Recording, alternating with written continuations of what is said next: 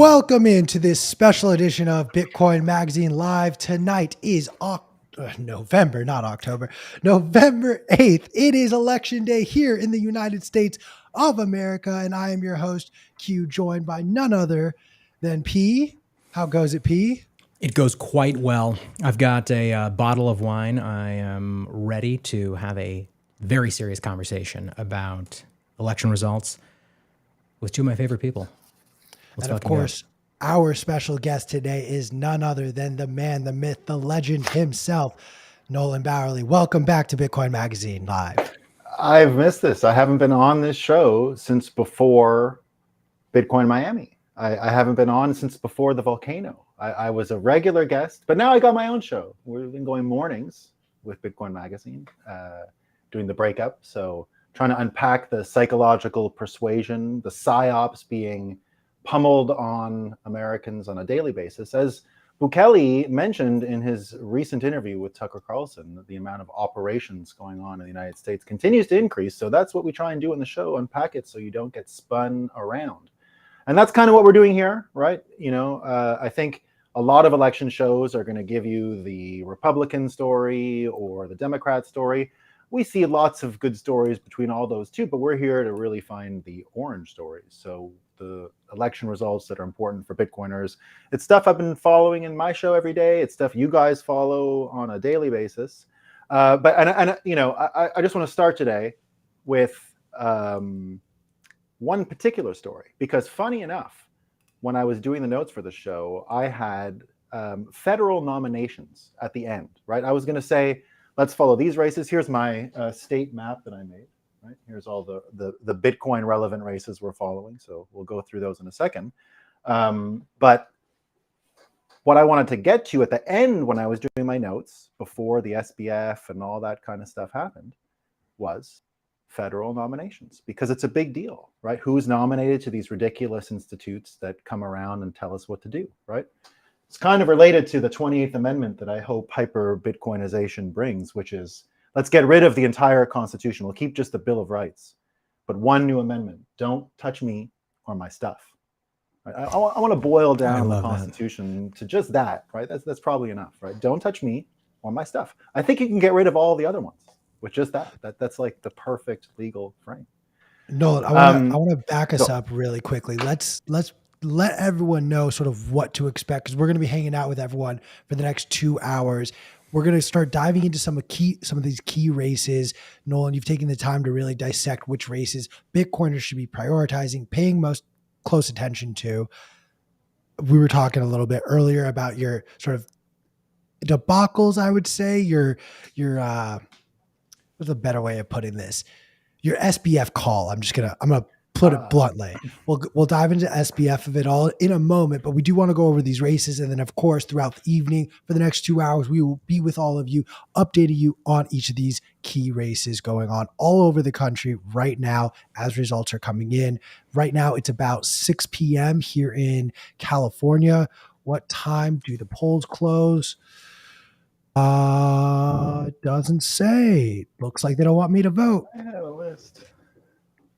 But regardless, I think it would be safe to say the East Coast polls have closed at this point, 8 p.m. So, all right, we have East Coast as well as Central over in Nashville, Bitcoin Magazine headquarters. These two time zones have officially had their polls closed. We have 2 more hours here on the West Coast and 1 more hour with Mountain Time for voters to come in. Nolan, what are the key races that you are paying attention to that we should be paying attention to here? And Nolan, one more thing. Just before we dive into that, and I apologize, I'm going to ask you to do 2 things. One, can you open the settings in Restream and just see if you can bump the video quality? Because I want to make sure that we can see you and the I can. board in super high def. I don't know how that happened. I did that before I got on. So I've done it. It should be 1080 now. I think we're higher quality. And then also, can you set context for our viewers? Who you are? Obviously, Q and I know you quite well. We work together, but maybe just set the tone for this conversation and where we're going to be going. Happy to. So I actually got my start in Bitcoin through working for one of these government parliamentary committees in Canada. I was a trained lawyer, and my first gig out of law school was to study the financial crisis. I graduated in 08. I spent that year out in Japan and Korea working as a lawyer, doing all kinds of cool stuff. But the sky kind of fell, and working in law and finance in Asia in the height of the meltdown wasn't a great idea. So I came home and I got this really cool job in the Canadian Senate. Now, the reason I'll a whole long story about how I got there, amazing and fun and whatever. But let's just say I was able to get this position with the Senate Banking Committee in Canada. And it's a great committee because they're the original parliamentary committee in the country. Just to even set the stage about what's different about Canadian federalism and American, it was banking. Canada, at the end of the Civil War, America was the strongest country in the world, and come machine guns and trains coming out. And England said, like, we're not going to fight them again. Like, they're crazy. So Canada, you're on your own, and we're not paying for anything either. You guys are out of your minds. Like, whatever happens, happens. So the trains were coming up from Chicago, being developed north to extract resources. So someone on the east coast of Canada said, we got to finance rail to the west and build east-west infrastructure that could make a country, because they had Vancouver and whatever. So they said, the only way we can do this is to copy American federalism exactly, except for banking. And they made banking a federal thing. That's why we have Banana Republic banking in Canada. But it made that banking committee kind of like a think tank. So they get a lot of high profile stuff. It's not very political. It's actually very nonpartisan. It's thought of as an actual committee where work can get done and all these kinds of things. So we studied the meltdown. We had all these central bankers that would come and tell us about the Basel III Accords and blah, blah, blah, blah, blah. Once that was done, my next study was on financial terrorism and money laundering. But that's how I learned about Bitcoin, because that's a big scam. The whole thing's a scam. FATF, FinTrack, FinCEN, terrible scam. And I got both the Democrats and the Republicans in Canada, liberals and conservatives, to agree that the thing was a scam. And we almost destroyed it. We almost destroyed it. But in those hearings, I heard about Bitcoin. It was 2012, and someone said, wait till you hear about this Bitcoin thing. So in 2013, I got the Senate to study Bitcoin. And we did a year-long study. And a lot of people have seen some of the video we created. We had Andreas Antonopoulos. We flew him in. And, you know, we were the first committee in the world to not treat it as like, what are the criminals doing? Because we had just studied that, and we realized the criminals were laundering money at an incredible rate, and we caught nobody. So we did a real study on what could happen if police can't even deputize the banking system anymore. Like, well, what does it look like, right? And so we treated Bitcoin as a real thing.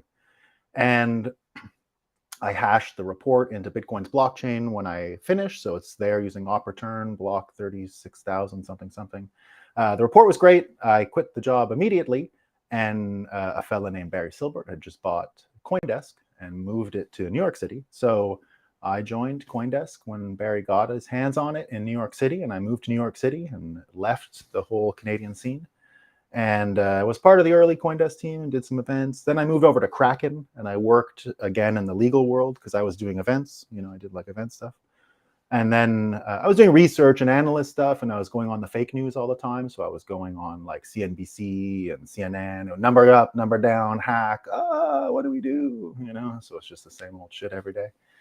And then, but the limos were cool. They used to send you limos, you know, and you drive around. Shit. It was real fun, man. Yeah, we had a great time. So to establish this is the government job that was sending limos around. No. By then I'm in New York, and it's the actual fake news. Okay, right. Okay, cool. I just wanted to establish. You went from being on CNN. You went from being spook think tank operator to news pundit, shilling the mainstream narrative, and then like something snapped. Yeah. And you realized that you had to get into this alternative way of conveying information. What do you mean? I'm totally joking. I don't get it. I don't get. Tell me the joke. I missed it. No, I was just anyway. He's not as funny as he wishes he was. Sorry to interrupt you, Nolan. Please continue on your glorious limo rides. Yeah, the limo rides were really fun. I mean, black cars, whatever. You know, we'd have a good time. And he could tell him where to go, and he'd take you all around New York. He'd hotbox with the vape pens in the back and have a good time. You know, it was a lot of fun. Shit, where's my invite? So and I would pick people up. That was the other thing, because he just like, they drive you home, right? So you could say, take that bridge, go there. Anyway, blah blah blah. So I joined Kraken to get back into sort of the legal aspects of things, because I had done a lot of work. You know, that's where I'd come from, and I had worked as an analyst. But as everyone knows, when you work in events, you know, and if you're in a media company in this space, the events, because they're commercially interesting, end up taking up a lot of people's time. So this was a way for me to sort of get back to an old skill set. So I worked as a strategist, so particularly on the banking project in Wyoming. So that was where my focus was, which is where I had insight into the first thing we're going to cover today. We're going to get into state stuff, but we're going to talk about the CFTC in a second. So that's the background there. And then, about a couple of years ago, I decided I would dedicate all my time to Bitcoin, as some people come to that realization when they've been working in it. And I'd always been someone so I even built a data tool at CoinDesk where we measured the whole market against Bitcoin. I called it the Bitcoin standard, but for data. So the only way to make sense of like any, trade pairs, volume, the only way to make any sense of it is to measure it by Bitcoin and put a Bitcoin standard through the crypto industry to even get a sense of what these projects were. So doing stuff like that, just sort of different analysis that was fun and whatever. But now, it's basically, I guess the long and short of it is you look at guys like SBF and you say, well, we've already lost our best and brightest for a generation now to financial engineering. Now these fuckers want to add computer science engineering on top of it with their MEV mining. So now you have to be a Series 7 quant licensed trader with an IQ of, it used to be 130, now add the computer science to it, you're dealing with 140 just to save money, just to beat the policy makers and the bankers. So it's a major problem, right? And that's what I'm interested in now, making sure that we lower the complexity level to participate in modern life. And I think my background has, given me the skill set to help people do that. So that's why we do the show, and that's why we're covering elections, and that's why we've had the privilege of living in a hyper Bitcoinized world in our head for a lot longer than other people. So just got to share the things that become obvious when you've been living, in an orange country for a long time. So there it is. I love it. That's it. So we'll do the map, and then we'll get to the CFTC story and the stuff I learned about SBF and all that stuff, because I've got a really interesting take. Simulation stuff. We're going to get into simulation theory. What other election show out there is going to give you simulation theory, hyper Bitcoinization, and election coverage? Nobody's going to do that. So these are, primarily New York State, I think, is the big one to watch, because, even though New York City, the guy says, Eric Adams, I'm going to be a great mayor, I'm going to be great for the industry, I'm going to make it Miami. He has no power, right? The city doesn't control any of these things. It's the bit license. When I did that Senate of Canada report, we took a trip to the United States and we actually visited Ben Lawsky. I got to meet Ben Lawsky, the guy who created the bit license, as he was creating it, as he was having hearings on it. I met him with the Winklevi. They were there to lobby as well. We all brought these teams and we're like, what are you even talking about, dude? Like, I had the actual senators from Canada saying, you're out of your mind, dude. Like, no one knows anything. What are you doing? Like, give it some time. So we went down there, and the race in New York is important for that reason, because everything to do with New York City and Bitcoin has nothing to do with New York City and Bitcoin. It's all Albany. Right? Most people don't even realize that the capital of New York City is Albany, and everything's run out of Albany, including the special role that's different than any other American state. So most American states have as their chief lawyer an attorney general. They've got a governor and then an attorney general.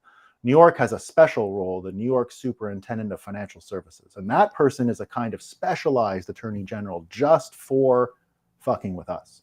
Is that so, Nolan? Is that position due primarily to the fact that New York has Wall Street, or where does that position? Yes, okay. Yeah, that's exactly it. Yeah, they got their own attorney general, more or less. It's a similar toolbox as attorney general, except it applies just to financial services. So they have all the hawkish abilities. They can go into a room, subpoena shit.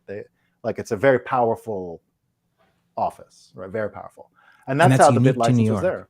Unique to New York. Yeah, no one else has that. Mostly you just roll those powers into the AG of a state, right? You wouldn't bother having a specialized person. But of course, as we know, a specialized person just means it's going to get more complicated, more barriers to entry, which is what, more nepotism, more hands out, more handouts, more revolving doors.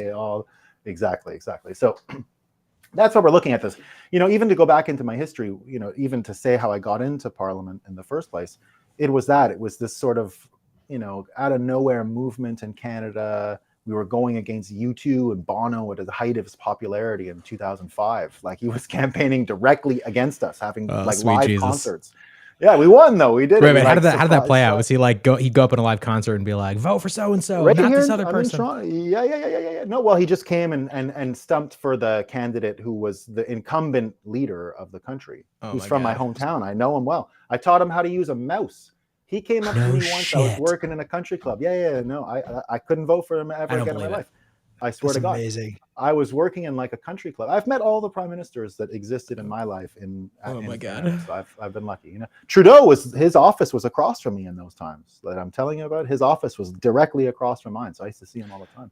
His brother's a big Bitcoiner. His brother was a big help on the study, by the way. His brother's a huge Bitcoiner. His brother was with us the whole time.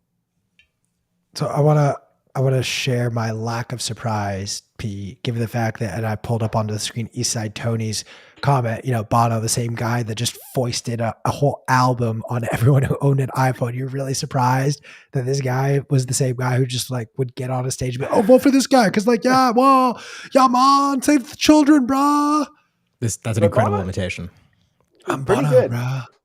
He did just come out the other day though and say he was wrong about everything. Did you hear that? I did see that. No. I did see that. No, Oh, he he didn't. apologized. But But wait. Define everything for us. putting an album on your iPhone.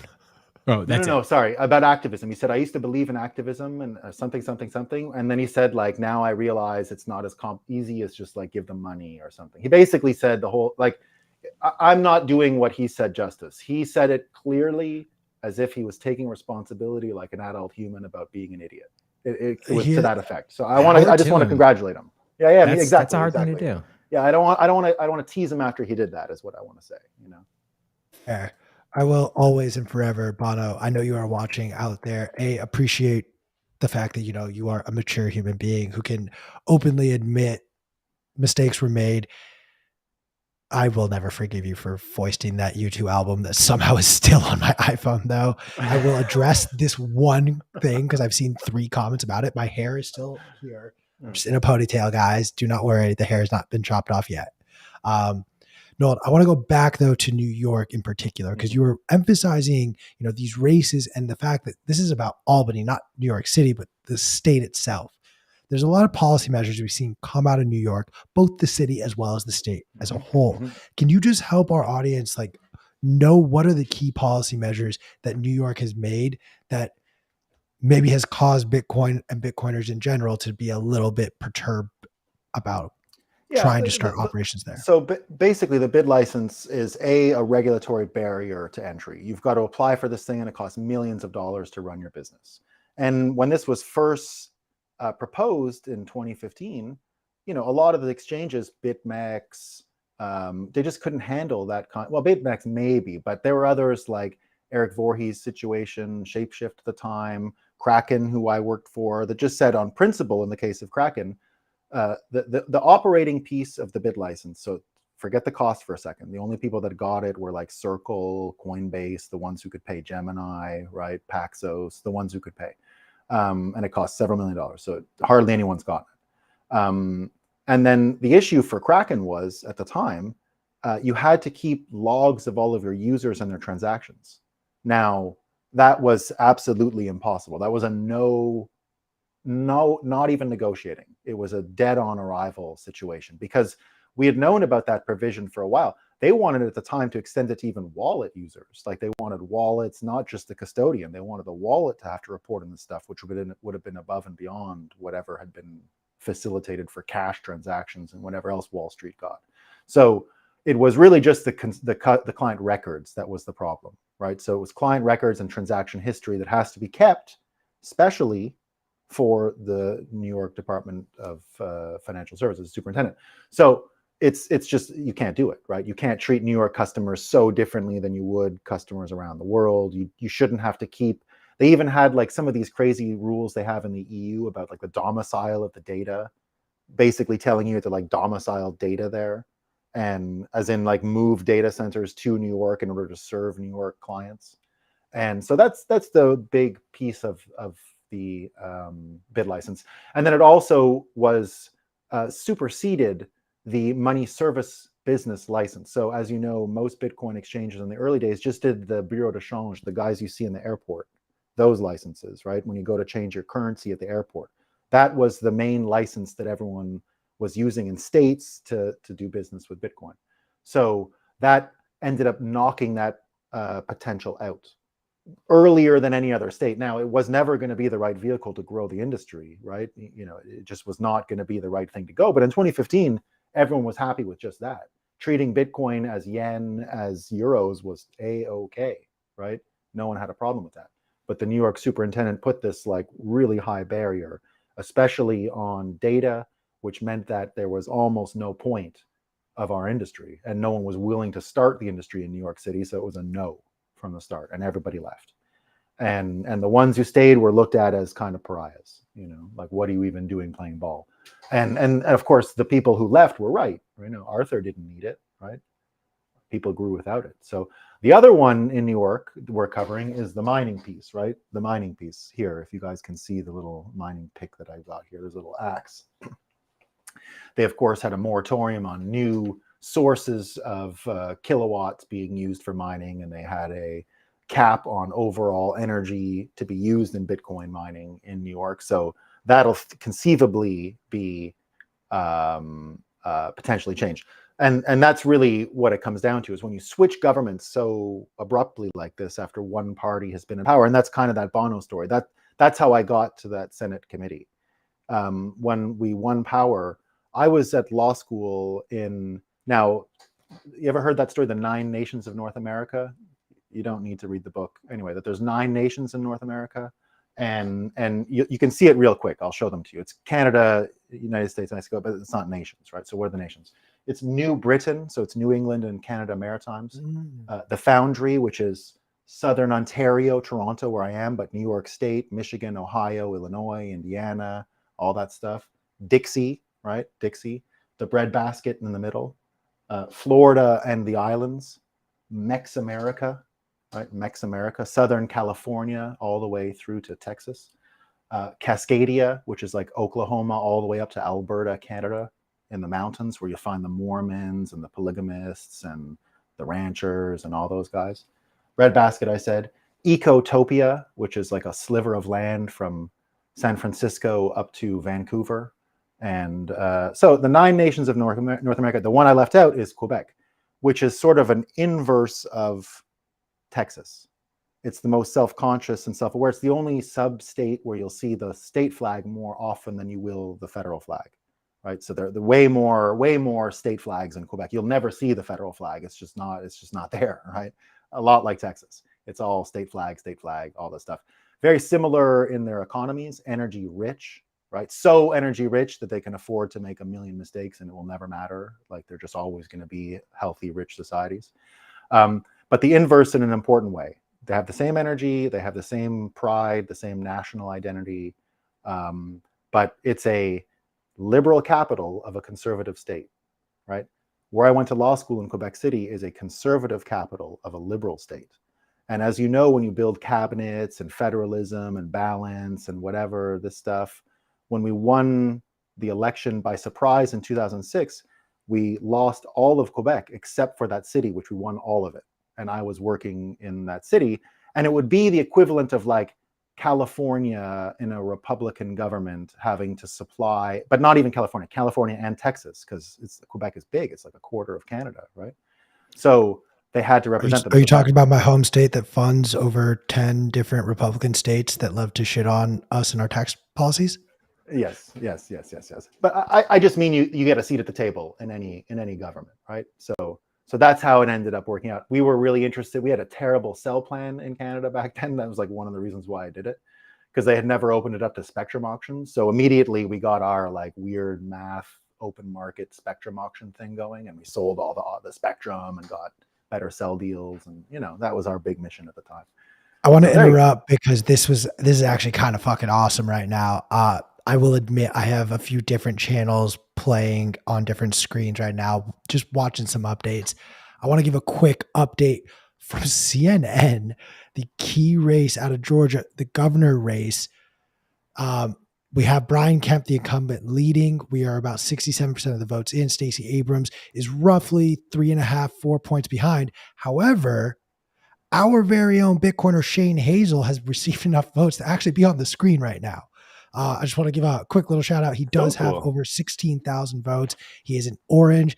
He's part of the Libertarian Party, but of course he is a tried and true Bitcoiner. Want to just quickly shout out. That's kind of, I don't know. I think that's really fucking cool. Regardless, That's what we're here of, for, Q. You got exactly, it. exactly. So shout out Shane Hazel. Proud of the campaign you've run and proud that you were able to push forward Bitcoin in that conversation in the state of Georgia. We will still be keeping an eye on this race and see who ends up winning between Kemps, Abrams, and who knows. We've seen crazier things happen today than Shane Hazel mounting a miraculous comeback. Let's fucking go. Super fun. Sorry, I interrupted you completely, Nolan. I'm so sorry. No, dude, there's no order here. We're doing great. We're doing great. We're doing great. So yeah, New York State, that's one because of the mining and because of the bit license. So I say that that's the most important one. And if the new guy gets in, it's a bit like what I was saying. When you have these new governments, we took over and we could do things like run a spectrum auction and totally upend the incumbent cell phone companies in the country. We had a real banana republic monopoly system for the cell phones. There was just two companies.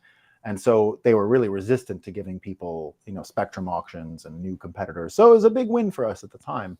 And we were really excited about it. But that's the kind of stuff that's possible when you get a flip like this. So that's what I'm hoping to see in New York, where they had all these bad ideas. But when that party's been in for too long, there is no more institutional memory of how stupid you once were. So you can actually change, right? It's actually possible. So it doesn't matter which party, right? Whenever these things happen, like had it been a Republican in power for years in New York, I would say the same thing about wanting a Democrat to take over and have this opportunity to totally change things. Now, we don't want to have too much confidence they will. They're also just politicians and will probably screw it up. But at least the opportunity is there. So that's why I have New York as a priority. Speaking of what you were saying, Q, this idea of your neighboring states shitting on the excessive wealth of California, it is amazing. It's if California is separate, it'd be the fourth richest country in the world. I think it's richer than Germany. That's fucking wild to me, as someone who used to live in California. Isn't that crazy? But it's true. Look at all the industries. It's so sad to me because California could be like leading the world in terms of everything, and instead it's just an absolute dumpster fire. I guess that's the way it goes, right? Ups this and is downs. a great moment for me to actually announce my candidacy for governor of California. Where platform twofold, fully Bitcoin standard, and we are going to secede from the U.S. and California will become its own country and will be the second country as a purely Bitcoin standard. This is fake news. We both know you got written in today. You're not necessarily going to win, but I'm announcing now that I will run for governor. No, listen, a specific, very specific rural area. Look, everyone who can still vote. If you want to write me in for any position, I honestly, I accept it with open arms. Anyone who can get me nominated or elected, actually not nominated, elected as a write-in candidate. However, P, what I am saying is starting tomorrow, November 9th, 2022, I begin my campaign to become governor of the state of California. And you promise to put all your kickbacks in Bitcoin. Literally, the U.S. government ain't getting jack shit. The reserves California has, every penny is going towards Bitcoin, and we are going to secede from the union. Everyone said Civil War is going to start out of California. I just didn't know how. We're 30 minutes in, and we're already like, let's fucking go. Civil War. Bitcoin standard in California. No, I didn't. Eastside Tony. No, I didn't. Apparently Gavin Newsom was supposed to give out another check and I still haven't gotten it. And I'm fully convinced it's because I've been so critical on Gavin Newsom throughout social media and to all of his text. People are like, oh, it's Gavin Newsom. Like, you should vote for this because I think you should. I'm like, you're not Gavin Newsom. This feels like a scam. Stop texting me.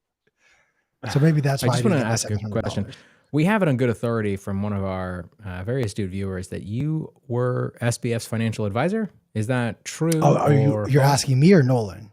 Because I'm actually asking Nolan. Sorry, I did frame it towards you, but I meant it as a question directed at Nolan. Alex McShane, Bitcoin Magazine investigative reporter. Who's Alex McShane? I was his diaper changer. He needed his diapers changed sometimes when he'd be trading too steadily on the desk. So he didn't really need a financial advisor. You'd have to hand him the new diaper. That was the job. This is for Q. You were handing Q the diaper. Got it. Okay. No. The other guy. The trader. The trader. Yeah. Okay. Fair enough. He was so committed to trading that he had a habit of not wanting to leave his desk. So look, you got to check out the pictures. Yeah, you got to. I know. It gave me a job. I could hand them the diapers. No, but here's a simulation. Let's jump to the simulation. The other big race is Arizona, California. We'll get to that in a second. Let me give you the SBF simulation piece. So Wait, no, the reason why it's important. Before we go down this path, I just want to throw out a few quick updates on just key races because this is an election update. So I'm just going to skim through these. Currently, right now, for the governor of Pennsylvania, Josh Shapiro is leading. We're still waiting for plenty of votes. We have about 1 million votes cast already. He is up about 300,000 votes there. In the state for Senate of Pennsylvania, John Fetterman is leading that race by about 200,000 votes. We're still waiting for plenty more votes to come in there as well. And last I saw, Raphael Warnock is leading the Senate race in Georgia. So those are some quick little updates on key races. I know there are a few others that are a little bit more Bitcoin oriented, but I just wanted to scan and give everyone some updates because I guess this is an election show, despite the fact that I will openly admit I did not vote. I know I'm a terrible person, but it's my right. That's the point. Isn't that the point? That you have the right to choose whether or not you want to vote. You're not forced to vote. You have the right to choose, and I choose not to vote. It sounds like some bullshit. I think you just got lazy. They all suck. There's no reason to vote. Honestly, they do. Oh, shit. Okay. No, Q, when you said it, I thought it was bullshit. But now that Nolan is saying it, someone I respect deeply, I'm not going to vote. They all suck. There isn't one of them that's any good. If there was one real Bitcoiner there talking Bitcoin standard, and not even that, let's make it even simpler. You don't even have to go to Bitcoin to get me to vote for you. End the Fed. If anyone would come with an end the That's Fed all it takes. campaign, that's all it takes. But what else do we need to do? You got to cut the head off the dragon. We're dealing with a fucking dragon here, right? We got to cut the head off. There's only one policy that matters at this point. Not everything else is fake because we can't understand anyone's incentives in America anymore. It's confusopoly, right? It's the financial engineers on top of the politicians, on top of the policymakers, and there's no way to win. I mean, unless you're near the printer, what are you going to do, right? You can't even make sense of it. So, and again, look at what SBF is selling. Look what these people were even selling, right? It's like quant trader plus computer science engineer. It's crazy, like that's the vision of some of these folks. It's wild, All right, Noah, let's everyone buckle up. We're going to go into the simulation. And I want to caution everyone before we do that.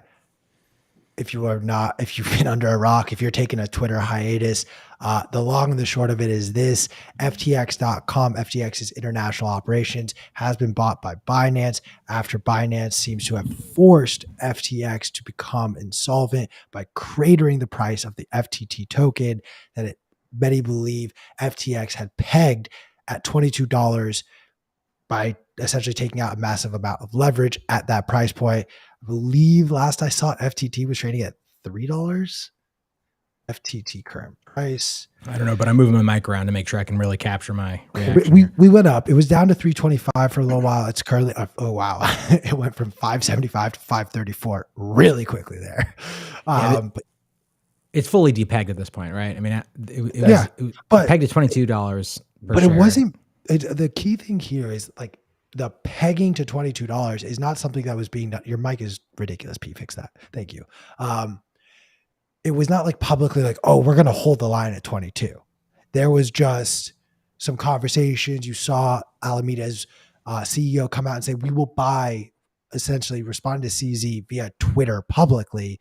We will buy all of your FTT tokens at $22. Like, just DM me. Like, I've sent you messages. So that's why there's a little bit of speculation going on there. But I'd say it's more than speculation now. Yeah, fair enough. So I think they're smoking guns. Tell us more about it. Here it is. Let's go back to November 2020. Right, I'm working at Kraken, and I'm seeing. We'll even go a few days before the election. Right, my prediction before the 2020 election is this is going to be a shit show, and we're not going to know anything. We're not going to know any results. It's going to be complete chaos. And I'm telling everyone that because even at my house in Brooklyn, I got multiple ballots sent to me, right? Multiple ballots, right? And so I get these multiple ballots, and I say this election is going crazy. Now, my job at Kraken is to both think, I'm a strategist there, right? Directly reporting to the CEO at the time. And I'm looking for ways, at the bank product, and to, I was heavily writing about proof of reserves. Let's get that tool. But there's one little thing I see. I say, well, this election thing is going to be big. And I'm thinking as a media guy, and I say, well, if they can't report on the election, they're going to need a data point. If they can't go to votes for those days after the election, they're going to look for new data points. And I said, well, if you run a prediction market, you're just going to get the natural reference, right? You're going to become the reference because they're not going to know what to do. So I'm thinking about placing a data product in anticipation of confusion after the election, in order to have a product, right? Didn't really go anywhere, but I pointed out to everyone, because part of my job is to watch this upstart exchange, FTX, because they're doing some interesting stuff and they're running a prediction market, right? They're running a prediction market. And I said, it's an interesting product. There's no volume in it. There's zero volume, but it could be cool from a media point of view, and exchanges have to think of themselves as a media product as well, right? Binance has hundreds of millions of views. It's one of the most viewed websites in the world, and they definitely have a media strategy, and so does Coinbase, and so do the other exchanges, right? They think of themselves as media outlets. And so I'm sitting here saying that, right? Meanwhile, I find out the SBF has become the largest Biden donor in the world, right? SBF became the largest Binance donor in the world. Now, at the same time, the DOJ and the CFTC is running an operation on the 100x leverage machine. It's all the same time, right? The 100x leverage machine, BitMEX. And our good friend Arthur had to pay and get arrested and indicted and all these other things. Meanwhile, the 101x leverage machine was fine, right? Now, something amazing happens in the days after the election. As I predicted, the number one data point and reference for all media is the FTX prediction market. And the FTX logo is now being broadcast across the planet 99% of the time. It's on the fucking CNN homepage. It's on all these other things. But I still know there's no fucking volume in this thing. There's no volume, right? Out of nowhere, ding, it starts to break. Two, we know, we don't have to say who it breaks to. It broke in a certain way, right? And then becomes the number one reference for the election. But even those dispassionate Wall Street people said, who cares? Even the dispassionate Wall Street people said, they don't care about who wins. They just want to make money, they said, right? So it was an easy argument, right? Of course, stupid Wall Street meme people just want to make money. So everyone bought like cognitive closure, right? Makes sense. Totally true. Okay, fast forward to 3 weeks ago. Do you know what happened 3 weeks ago at the CFTC? Do you know? Now the whole board is now, they're all nominated, right? CFTC board is all nominated. They banned prediction markets. No fucking way. You want to know the reason?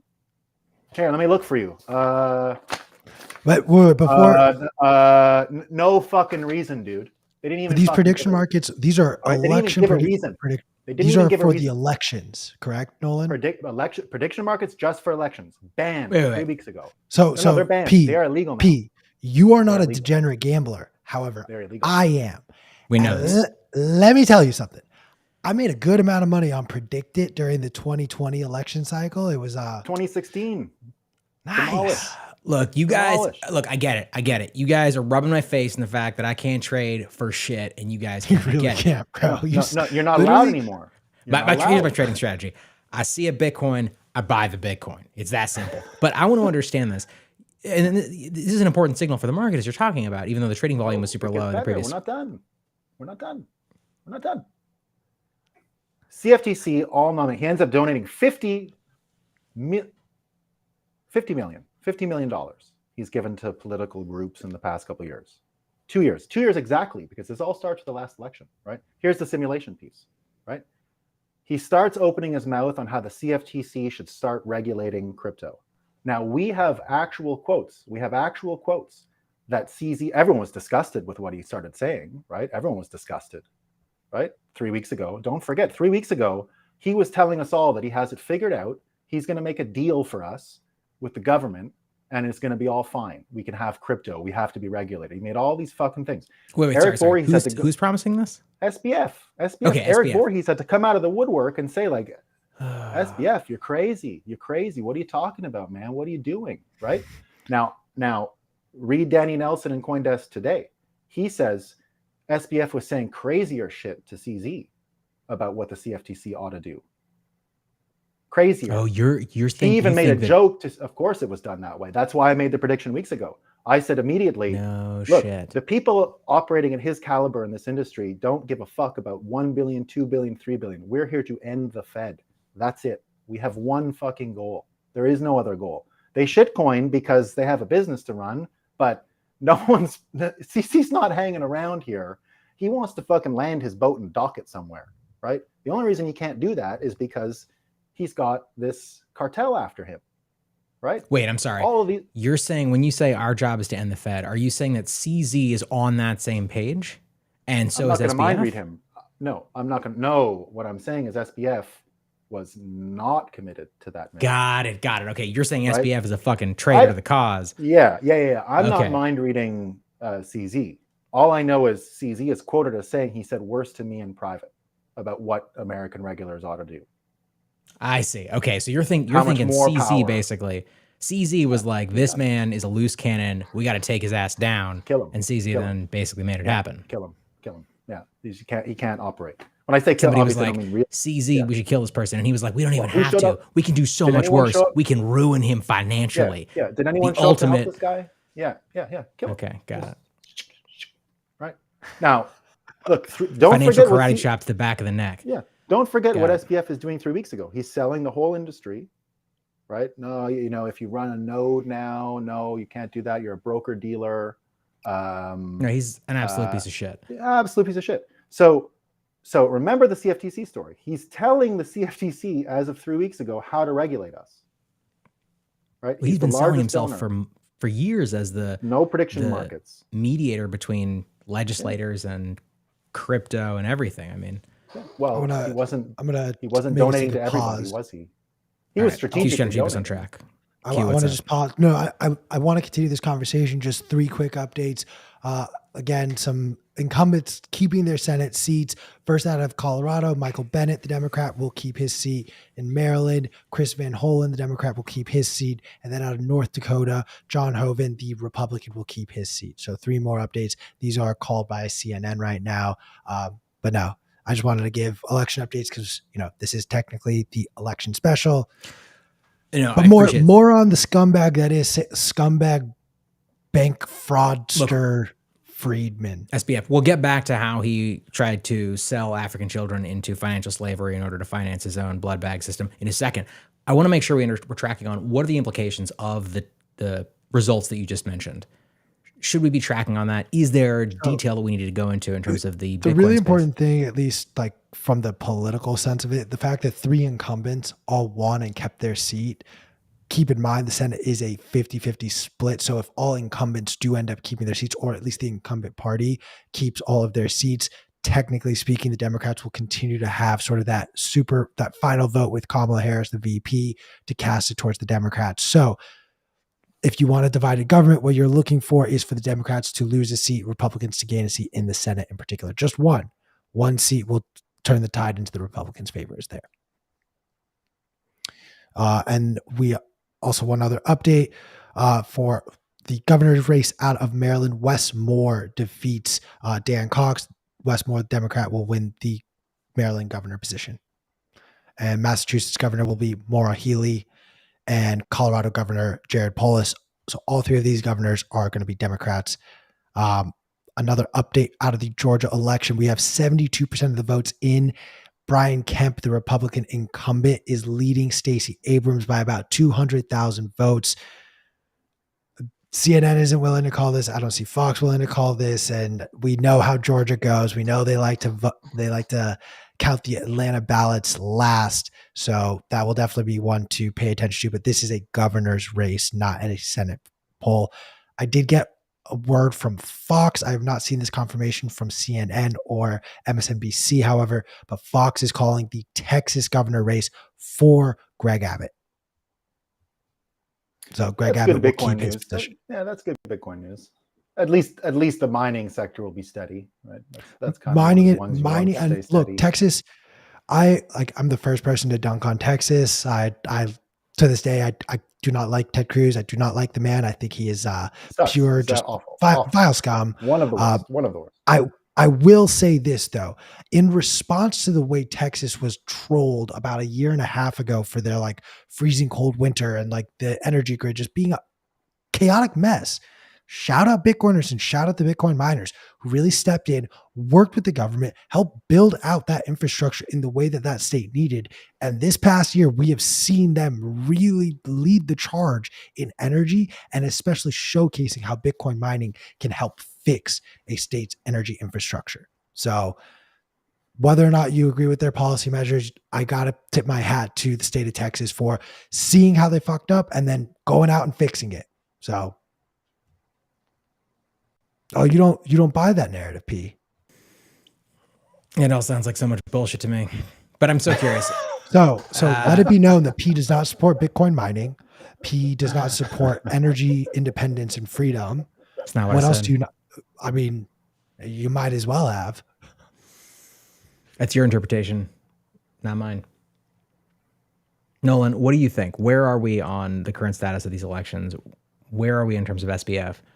What should people be thinking about today as they reflect on the results that are coming in? Again, yeah, I think that the worse things look, someone called me today, oh, SBF, it's going to have contagion.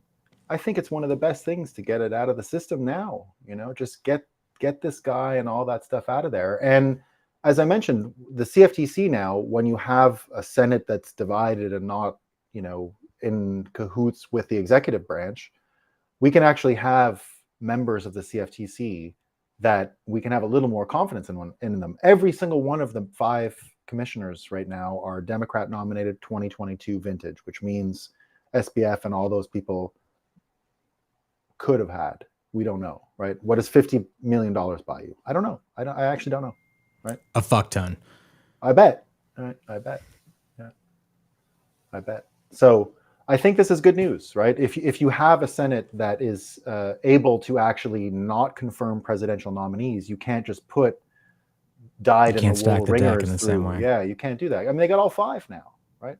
And there was a time when this was, Christopher Giancarlo, Brian Contends. You had some independent thought on those commissions that would give friendly advice and say, don't actually go down that road. You're going to be in big trouble if you think that's, dealing with us every day would be good. And remember, the CFTC was a no-name nothing before the financial crisis, right? Nothing. It was a non-entity. This was created. It was tooled for the financial crisis after. That was Normie World's white paper, the stupid CFTC, right? That was That's a great fucking point. Yeah, that was that's what they have. That was their bright idea. It sucks. It's dumb. Man, that is such an important point. I just think of them as just existing. They've always existed. They've just been a thing forever. Nope. A wall to push against. Brand new.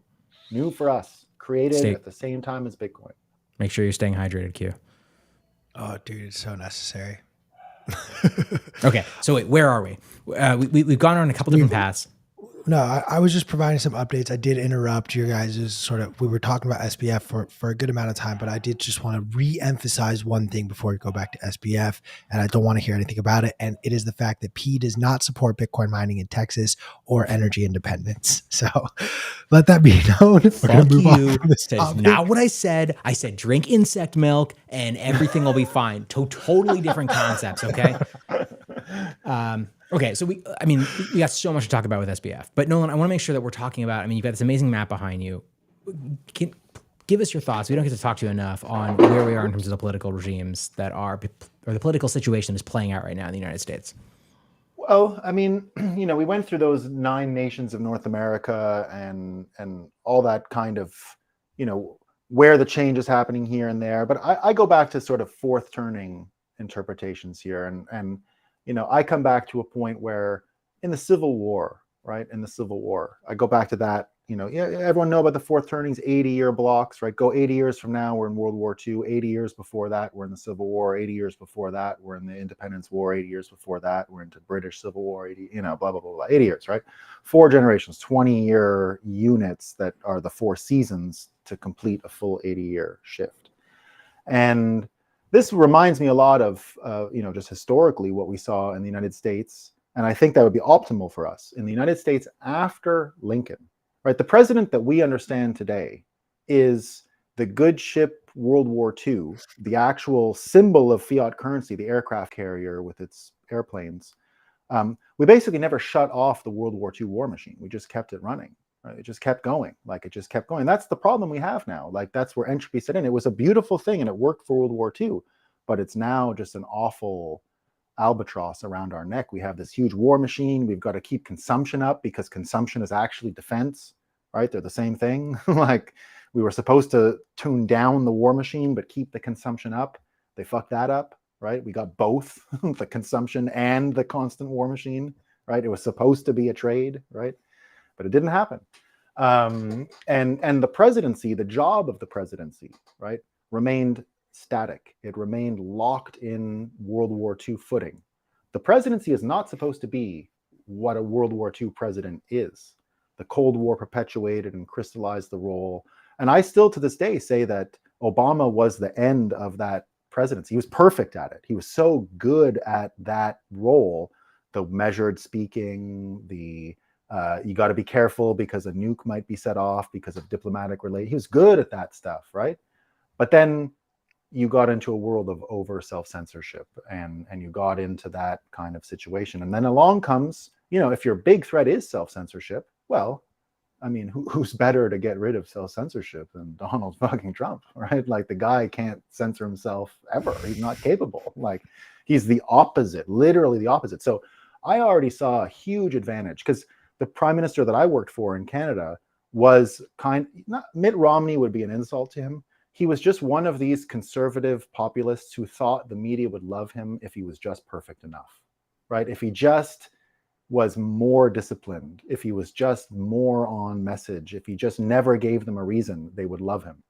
But they Heil Hitlered him all fucking day, right? And he's the most gentle, polite, he was a puppy dog, right? A bit mean sometimes to staff and stuff like that, but these people are weird. So I saw the benefit of Trump immediately because of the irreverence, because I said, well, we got to shake it up, right? I don't know what the cost of this is going to be. It's going to be expensive. I lost friends, I lost all kinds of stuff, right? But I said, I don't know what else we can do. We need an artist. We need someone who's just going to shock people and change them, because it's actually the job that needs to change. And so I made a prediction when I first saw Trump, that he was going to win. And not only was he was going to win, he was going to change reality. He was literally going to change our reality and what we thought of the president as a job and what we thought of government as a function and all those things, right? I knew it was going to be chaos. I had no idea it was going to be as chaotic as it was. We only need him around once. One time was enough, right? That's for sure. But, so that whoever else comes after. But, and I'll never forgive him for his last day in office, just by the way, right? No matter how much I supported him in Trump's 2015 and 20. Yeah, his last day in office, he's dead. What specifically? The fact Snowden, that Assange, Ross, there was no excuse. There was no excuse. His enemies, if we are to believe him on everything, that he is sincere in his everything about crying about 2020, well, his enemies are Assange's enemies. Why didn't he have Assange come out and tell us all about what his problem is? He would have. Ooh, interesting. Right? Why Almost as if his enemies don't exist. Did I say that? Well, anyway, I mean, it was just the worst thing for him to have done. You take that back. Yeah, he had a real chance. He had a real chance to make a difference, and he fucked it up. So, ooh, I want to give this update real quick, guys. As of right now, CNN is reporting that Herschel Walker has pulled ahead of Raphael Warnock, the incumbent Democratic senator in the state of Georgia. So what's the significance of that? Let's dig into it. This could be that seat flip. This could very well, I mean, oh my God, if Herschel Walker is a fucking senator in this country. Wait, play it out. Talk to our, tell me about it. What does that mean? He ain't going As to be a someone who only Bitcoiner. understands two He things. ain't going to be a Bitcoiner. It's He's much not, trust. but the significance is the fact that the Senate then becomes controlled by the Republicans. I mean, even right now, I would go out and argue that the Republicans even own the Senate at a 50-50 split, simply because the Democrats can't rally together and all cohesively vote together the way the Republicans can. So whether or not you agree with that sentiment or not, as of right now, it looks like Raphael Warnock has fallen behind. He is the incumbent. Should he lose that seat, the Republicans will maintain control of the Senate. I'm going to just say it because I love trying to get canceled by Bitcoin Twitter, but we were hearing reports earlier today of a potential abortion bill that Republicans are trying to push forward. I want to bring this up because Herschel Walker has forced multiple women to have abortions. And this is like a very, very publicized story at this point that multiple women have come out saying they had affairs with him. He forced them to have abortions, including one woman that he literally sat in the car while she went in to have the abortion to make sure she did. And then he's going to be the person who goes in and then votes against people having the right to choose, women having the right to choose, after he's forced so many women to do that. So I'm going to call hypocrites out any chance I get. He has not made that vote. However, I'm just simply pointing these things out is all. Cancel me. I dare you to. I'm a pretty big fan of his son, and his son sort of. Oh, you like his disowned him on son? this. Yeah, I love his son. He's cool. Yeah. His son was up in arms during the when all these stories started coming out. I mean, his son is a buddy of Glenn Greenwald, and Glenn Greenwald, has been bringing him up a lot as like basically he's going to be the biggest problem for liberal pundits in the short term, just because he's so talented and all that, right? I mean, look, Herschel Walker's a charismatic guy. He's a Heisman Trophy winner. No, not Herschel, the son. Glenn Greenwald is friends with the son. Okay. Greenwald said the son is going to grow to be one of the great pundits of whatever, right? Interesting. Glenn Greenwald he knows his shit. So I mean, if he's yeah. As an aside, you just reminded me of something that I find particularly fascinating. I to be honest, I don't consider myself a particularly political person in terms of I don't follow the specific ins and outs of the specific candidates and exactly what they're advocating for, because I feel like, to be candid, that just shifts all the time. Whichever way the financial winds blow, people tend to shift with them. However, I find it fascinating, the recurring theme of people being branded as conservative by mainstream media just for not sticking with what is the accepted paradigm. An example of this would be Russell Brand, someone who, in my mind, is very liberal, very progressive, but because he was canceled off of like mainstream media, I feel like most Democrats are like, this guy's a fucking conservative, which doesn't make any sense if you look at any of the specific arguments he makes. I'm curious if the two of you have thoughts.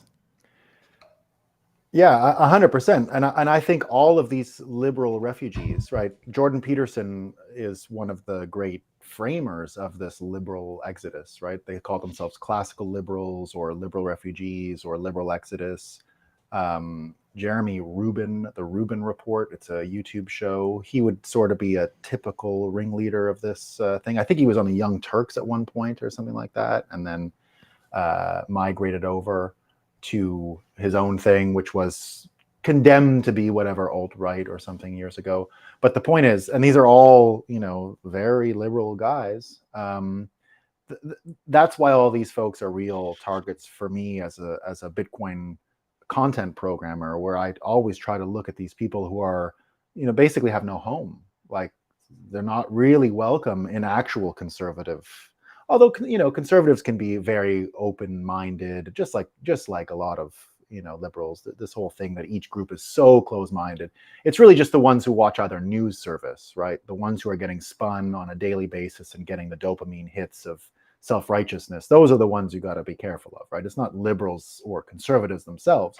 It's just the dopamine-addicted news junkies are sort of growing in number, and the persuasion, it's called, Greg Gutfeld, who is on Fox, by the way, so I'm giving you a Fox News inspired talent frame, but it's useful.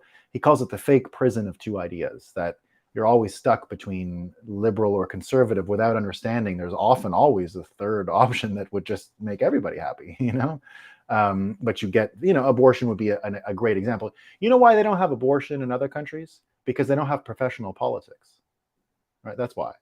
They don't have a abortion argument in other countries.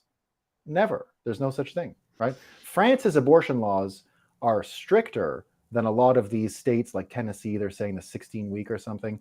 France just moved their limit from 12 to 13 weeks or something. Now, the difference in France is universal healthcare, right? So you just go in, like there's no reason why you wouldn't know or anything like that, right? But they don't do anything after that date. Now, the reason why there's no arguing about it, I'll tell you why. Citizens United.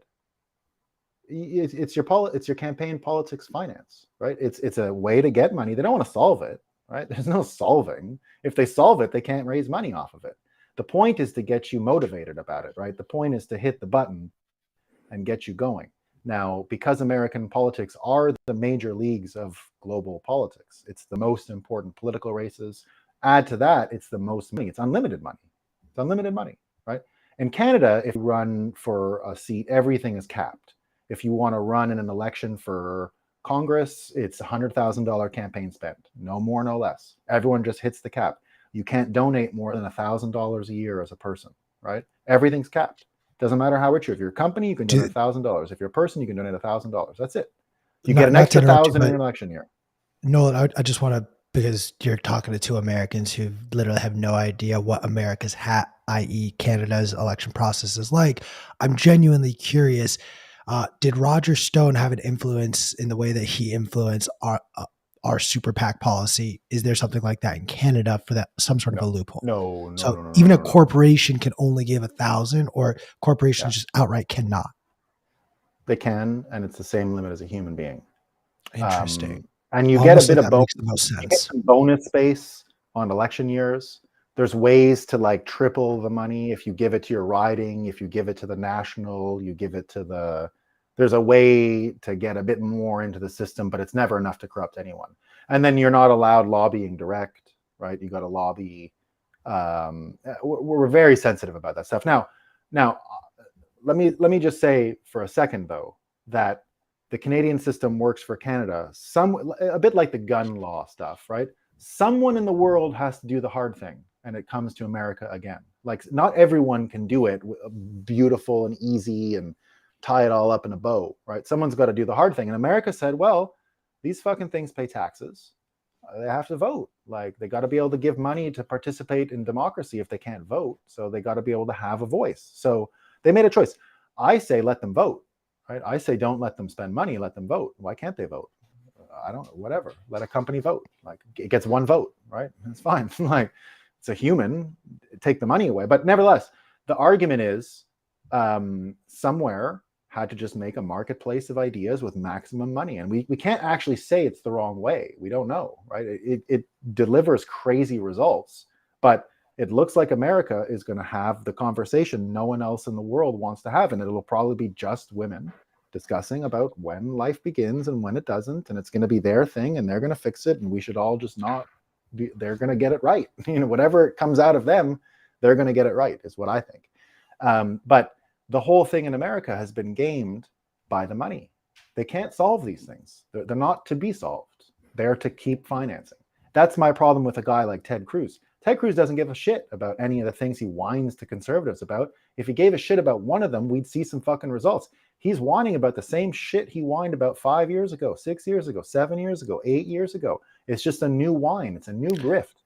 That's why and then raising more, To your point, Nolan, I'll take this quick opportunity to dunk on Ted Cruz, and then I want to give some more election updates. But I love pointing that this key fact: Ted Cruz is actually very influential when it comes to the Senate and his colleagues. If Ted Cruz wanted to push a bill forward, his colleagues would listen, and they would actually push that bill forward to a vote.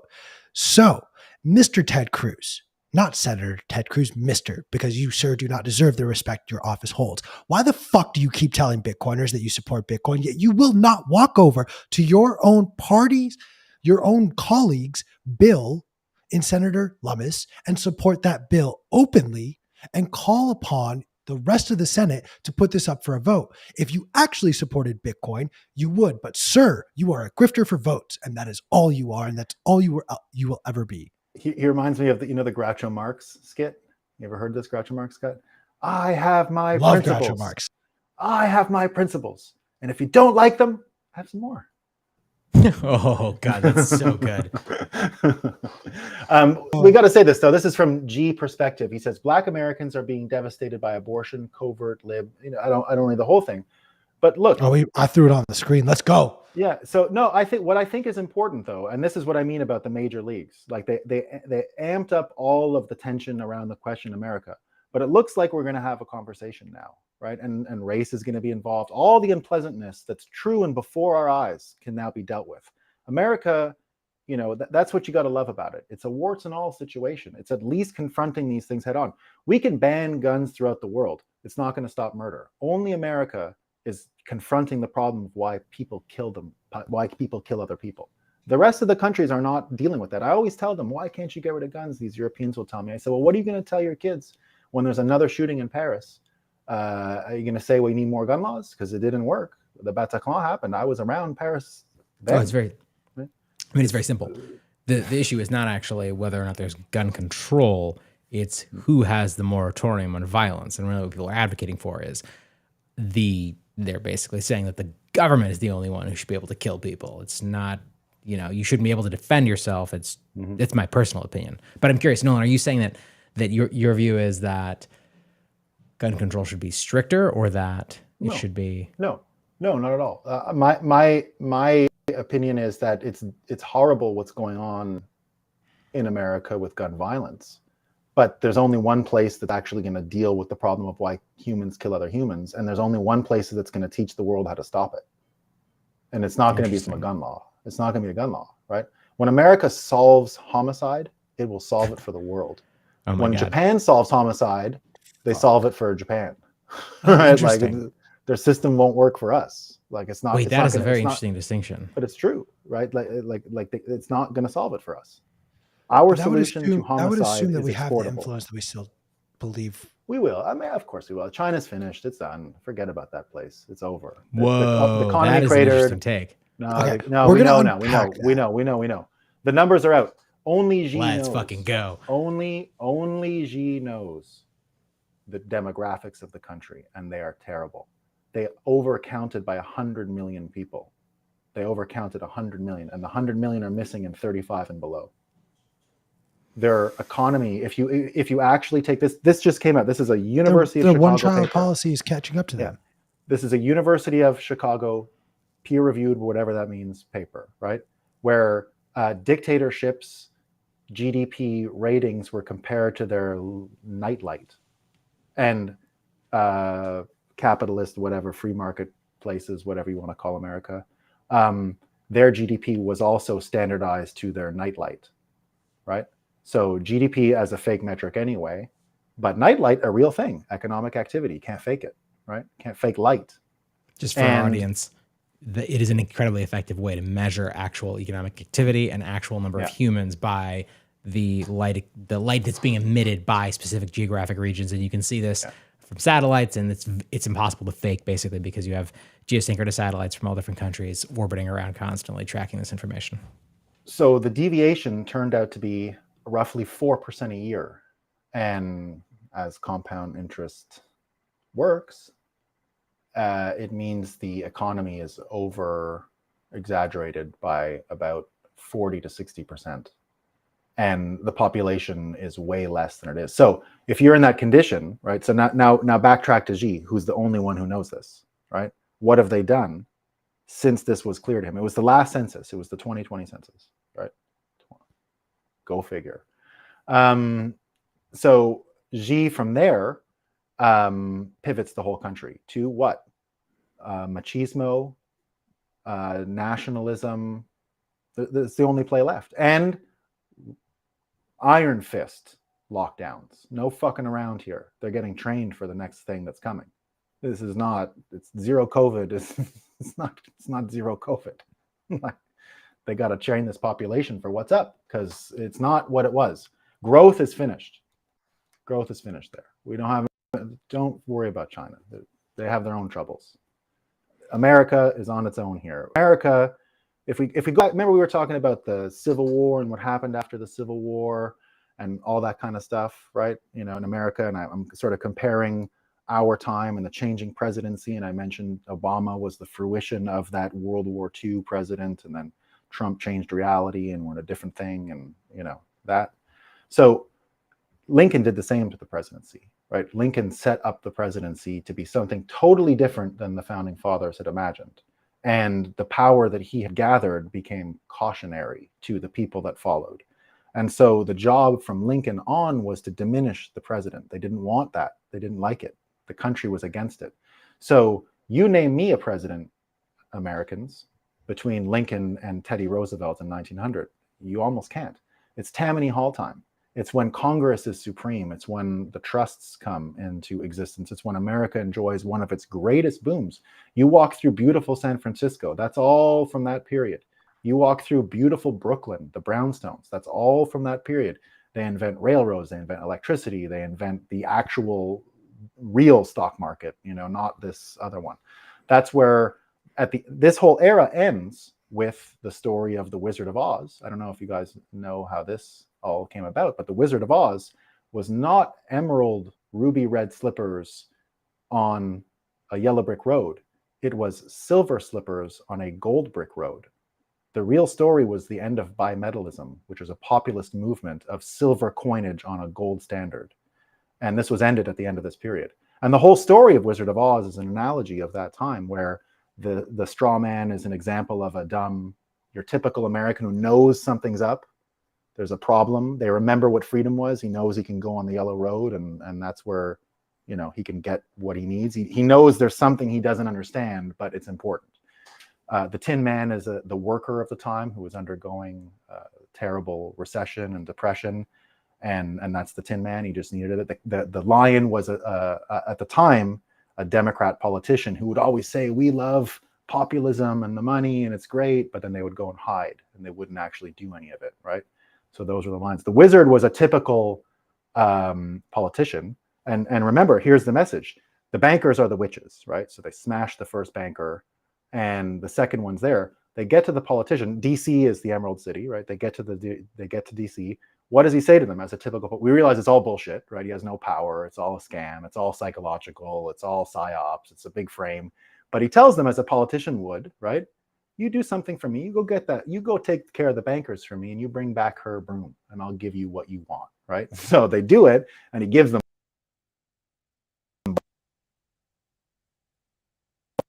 to do. And so that whole story of Wizard of Oz is the end of a great period in American history of terrible inequality, probably what we're headed to. But nevertheless, one of the most innovative times. And that's what we see with a presidency and a government changing, right? That's what we're headed to. Sorry, Q. No, I just want to, we are about 15 minutes or 16 minutes removed from the mountain regions polls closing. We're about 45 minutes away from the West Coast polls officially closing. And I want to just give a series of broader updates and then a couple actually that I think we are going to really care about as far as some Democratic or some Bitcoin nominees. So first, Governor of South Dakota incumbent Kristi Noem, the Republican, will stay in power. Oklahoma Governor incumbent Kevin Stitt, the Republican, will remain in power. And Vermont's Governor Phil Scott, the Republican, will remain in power. Moving on to a couple other races. We have in Wisconsin, the governor race, the Tony Evers, the incumbent Democrat, is a little less than 100,000 votes ahead. A quick update on the Pennsylvania Senate race. John Fetterman still leading that with about 40% of votes in. He leads it by 150.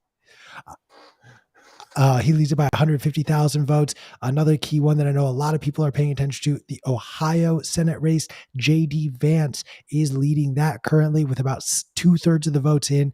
And then the Senate race out of New Hampshire, Maggie Hassan leading with about less than 40% of the votes in. She leads by just under 40,000 votes there as well.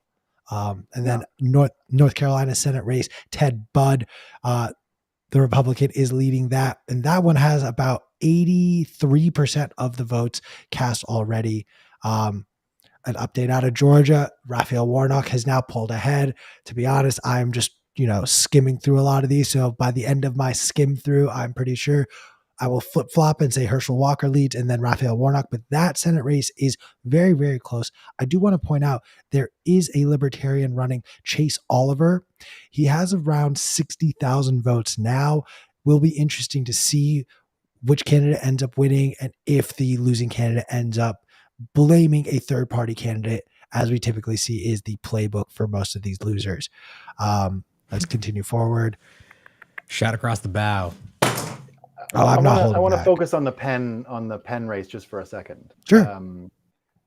Because here's why. You got Fetterman and you got Oz, right? So Fetterman he's got some brain troubles, right? Everyone knows he had a stroke. And so when they talk about him on like Fox or CNN, they'll bring, like, I saw Sanjay Gupta on CNN. He brought like a model of a brain and was like pointing to where the brain doesn't work. And it's like whole big parts. That is with, like, fucked up. Language. No, it's the best. But no. Here's the best image. Here's the best image.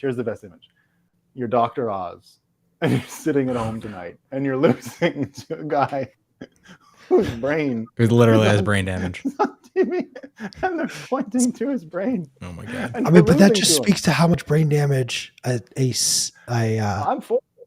I want. That's why I'm. Speaking I'm of for which, the brain dead getting elected. I don't know if you can see it. I actually have a 3D printed model of my own brain, which is fully functional. Not that model, the one that's inside my head. I knew it. I've always known you are not a real human being, and you clearly have used some sort of cyborg technology from the future to maintain your life. You 150-year-old cyborg, half human, half robot. I have always known this to be true.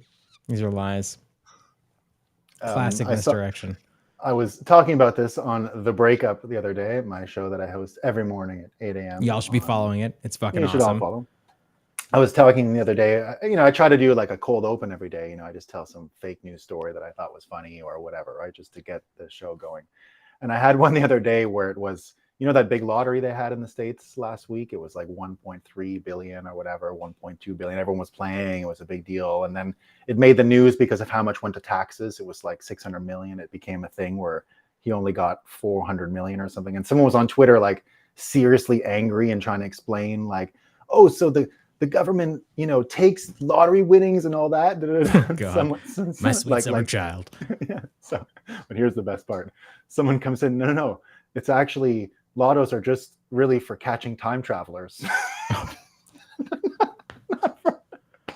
I mean, look, that seems like a crazy claim. I'm just saying, like, if somebody were to magically... It was the best this person was just waking up to the idea that lottos are scams. Oh God. Oh man. By the way, did you guys know that the California Powerball yesterday, I guess, it was over $2 billion and there was one winning ticket sold. So someone is about to blow through their billionaire status faster than SBF did. Oh, here's it's such a wild experience. I'm a huge fan of science fiction. Nolan, you and I actually met talking about this and the potential for like how can we talk about science fiction and Bitcoin, because to me, well, anyway, that's a whole other conversation. The point is, in science fiction, there's this idea like as we go forward in time, that inflation gets more significant, and you read these books by William Gibson, Neil Stephenson. These are like cyberpunk, just pillars in terms of inspiring people in terms of what's possible.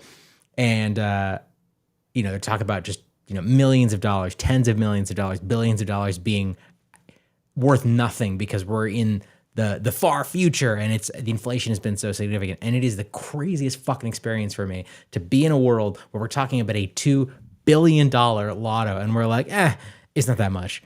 Like we're living through like the crazy version of reality where Well, that's because happening. they're not even going to get $1 million after all the fees and taxes. No, but billion, even with all the fees and taxes, $1 million is nothing these billion. days. $1 billion. I mean, $1 billion. It's okay. It's a lot of fucking money. Not gonna lie. But it's not what it was a couple years ago. He clearly Like, has $1 billion not even close. stored up somewhere. If he's Jesus just like, Christ. billions, You think not I'd be that much wearing money. this fucking tie if I had $1 billion? My point is, like, Is that tie cut in half? maybe it is. Maybe I'm not wearing pants. I don't want to talk about it. My point is, $1 million to our parents' generation was like life-changing money in the sense that like you never had to work again. No, I didn't know a single billionaire before Bitcoin. You know, I didn't know a single billionaire. You know, after Bitcoin. No of one is what you mean, right? Like the idea of no of. Meeting them, just meeting. I mean, I met CZ and all these guys. To the point that P is making, like I would argue this is more really drawn out by inflation. You and I, huge fans That's what of I mean. Yeah, Guinness World Record books. And I will never forget one record in particular, which was, you know, oh, who's the richest man in the world? Bill Gates. Who's the richest person all time? And it was always P. Nelson? No, you know the answer to this. He's your dear friend and fraternity brother. Not them. Not the guys you haze, the other guy. Charlie Munger? No, not them. The other guy, you know, Standard Oil. Mother Teresa. Nelson. John D.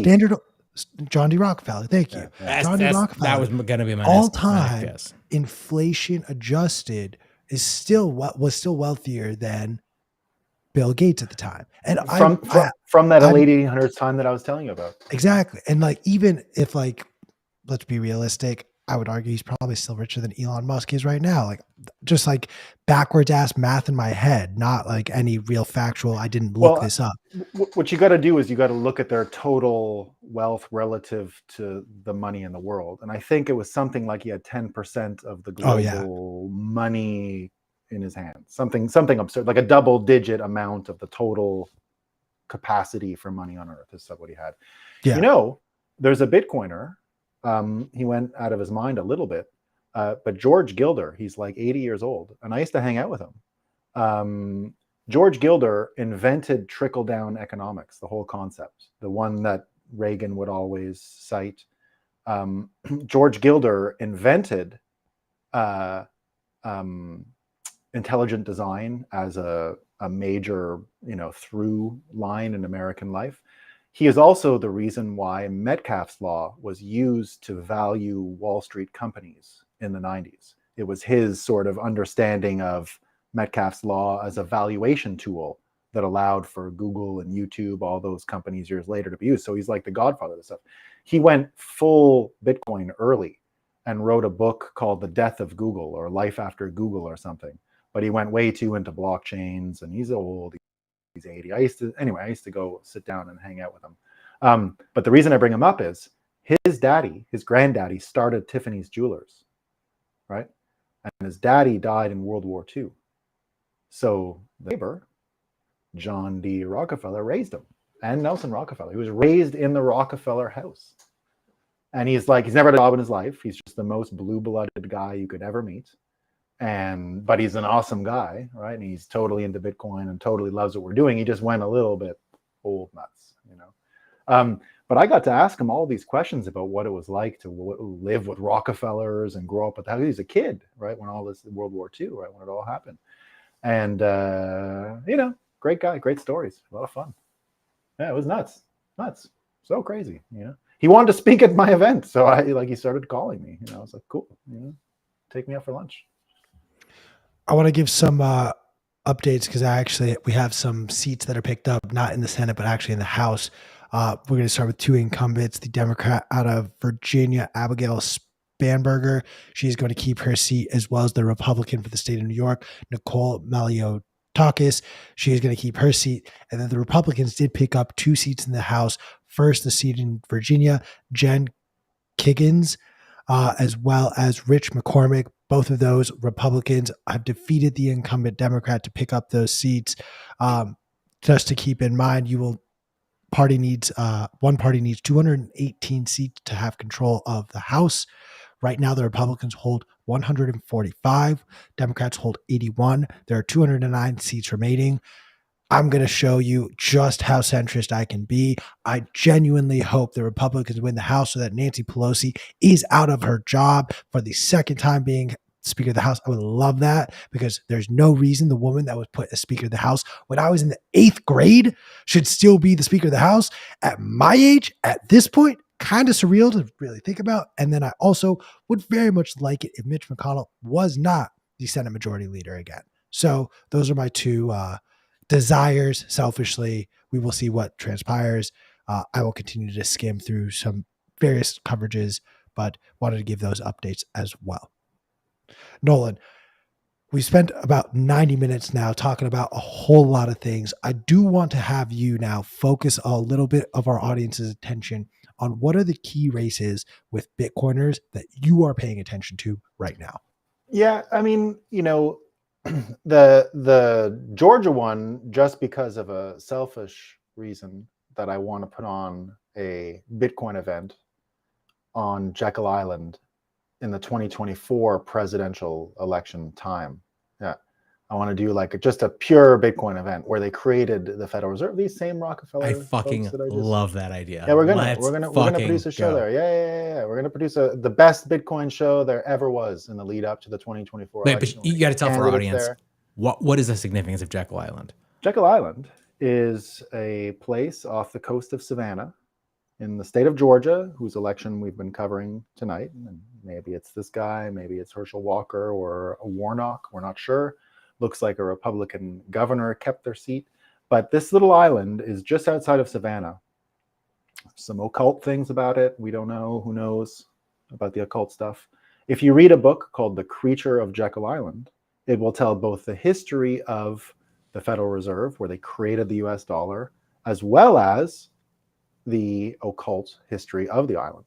Now, the occult Fantastic part is, book. yeah, the occult part is that now there is no evidence whatsoever of any native tribes on the east coast of North America doing child sacrifices. Plenty of human issues between Mohawk and Algonquin and all the different people who are here. But the whole ritual child thing, other parts, not in America. When the occultists found Jekyll Island, according to the book, what you find out is that the people they found there, so you know the Washington Redskins? You know how it's sort of thought of as a pejorative thing against the redskin and that natives were redskin? It's not true. Redskin comes from iron oxide that was put on bodies and was worn as war paint and is the same thing you find in Muhammad's beard. So whenever you see the folks that put the red stuff in the beard, Really? in the yeah, that's a dye, right? And the reason they do that is from this old time when they would rub red ochre, right, on their bodies. And the folks who actually did that were Swedish. They were Vikings, right? They were No shit. Yeah. Phoenicians as well. The Phoenicians, right? The Phoenicians, and a lot of people believe that flat Earth was a psyop, right? Because the Romans didn't know how to do it, but they beat the Carthaginians, right? Wait, a lot of people think, a lot of people think fake news and fake history goes back as far as the Roman win against the Carthaginians. The Phoenicians, the Carthaginians, same people, right?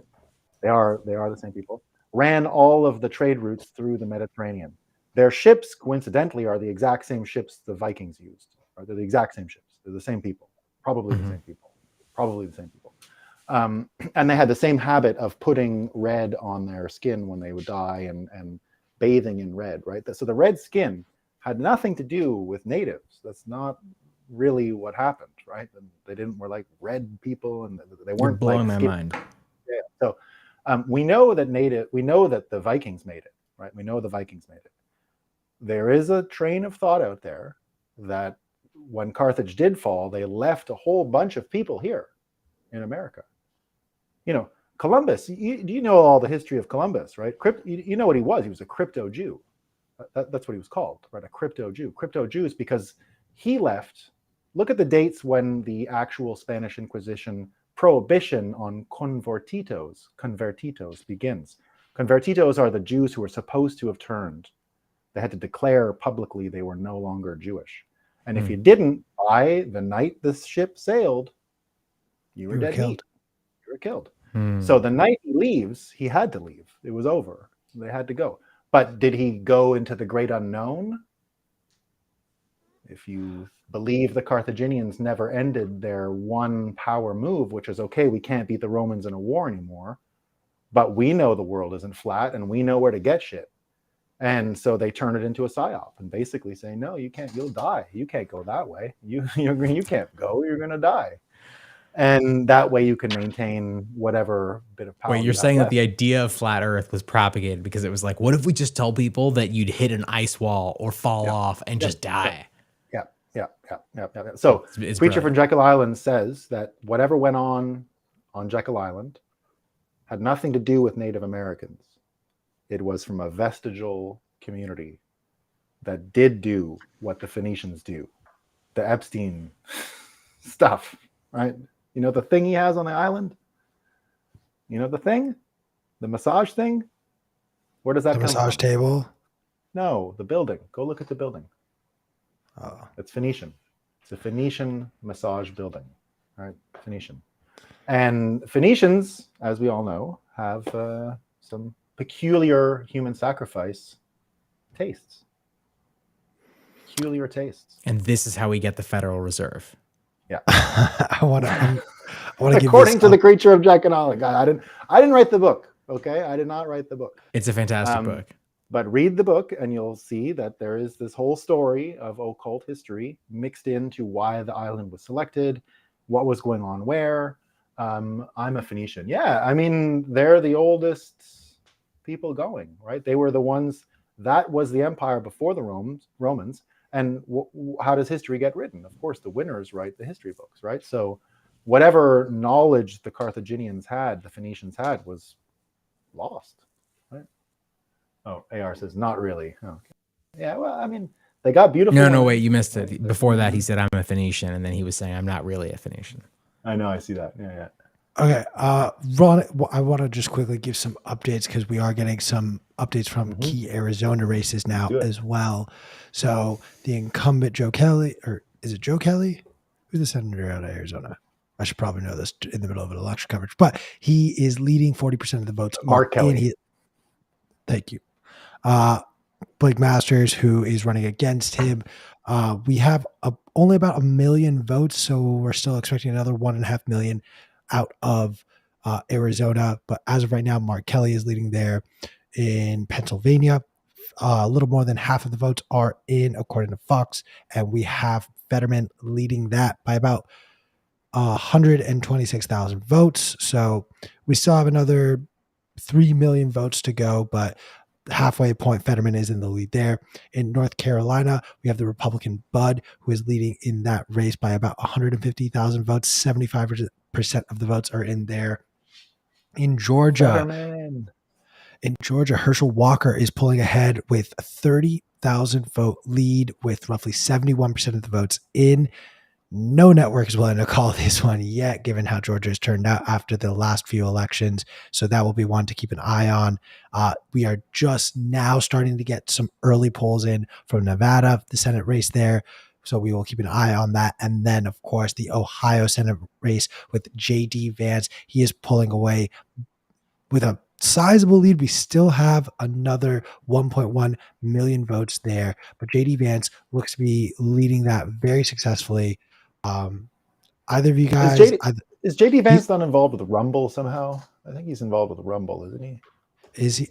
I know him as the author of Hillbilly Elegy, which excellent book. I thought the movie was solid, worth a watch. There was something about it for me as the son of an immigrant that it resonated with, given the fact that he married an immigrant. And there's like a really cute scene that they have where it's like, yeah, everything that all of these like hyper conservative people value is the same thing that all of these, liberal leaning immigrants tend to value. So, maybe we're all just human beings and we all like the same thing.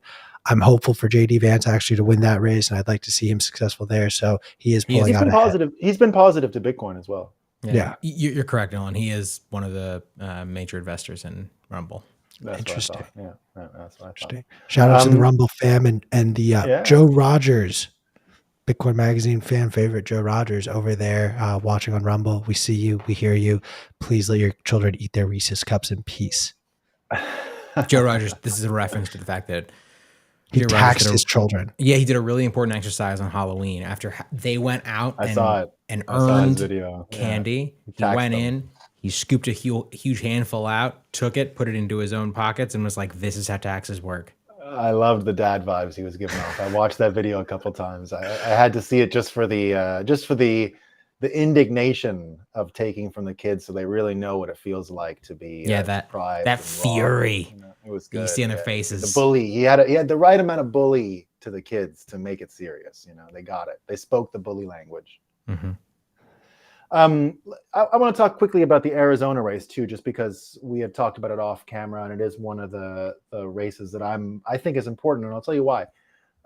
So Blake Masters, who is the candidate against the astronaut Mark Kelly, Blake Masters is a total Bitcoiner. So he already went to a Jekyll Island event with Ron Paul because he was on Ron Paul's fan list in the 2008-2010 era, and he worked for Peter Thiel Capital and all that stuff, and is a declared Bitcoiner. But here's why I like the candidacy for Bitcoin, and in particular, what it will do for energy. And here's what it looks like. His, I think, powerful landed blow on Mark Kelly was he started criticizing the water distribution system. So deserts, Arizona, California, water problems. Mark Kelly is a senator for Arizona. Now, we talked a little bit earlier about federalism, 2 senators per state. So the 2 senators from California really liked the way Mark Kelly voted. So in debate, Blake Masters called him the 3rd senator from California, because there's no way you would act so disinterested in water supply of your own people. Mark Kelly's argument was, but it's California's economy and we leech off of it and blah, blah, blah. All probably valid, right? All probably valid. But it sounded like I saw no lie in that argument that you presented. Sure, yeah.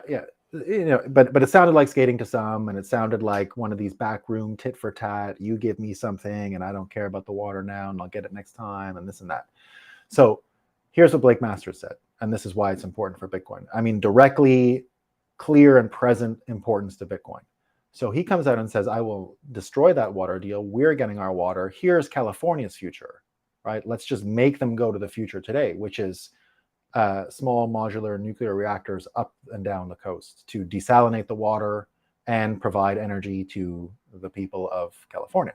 And he said, love that idea. Yeah, it's amazing. It's amazing. So right away, his candidacy means that California is going to have to fix its energy problem. Who's going to fix California's energy problem? Is it going to be the energy utility? Is it going to be the politicians? It's none of these idiots. It's none of these morons. They're failures.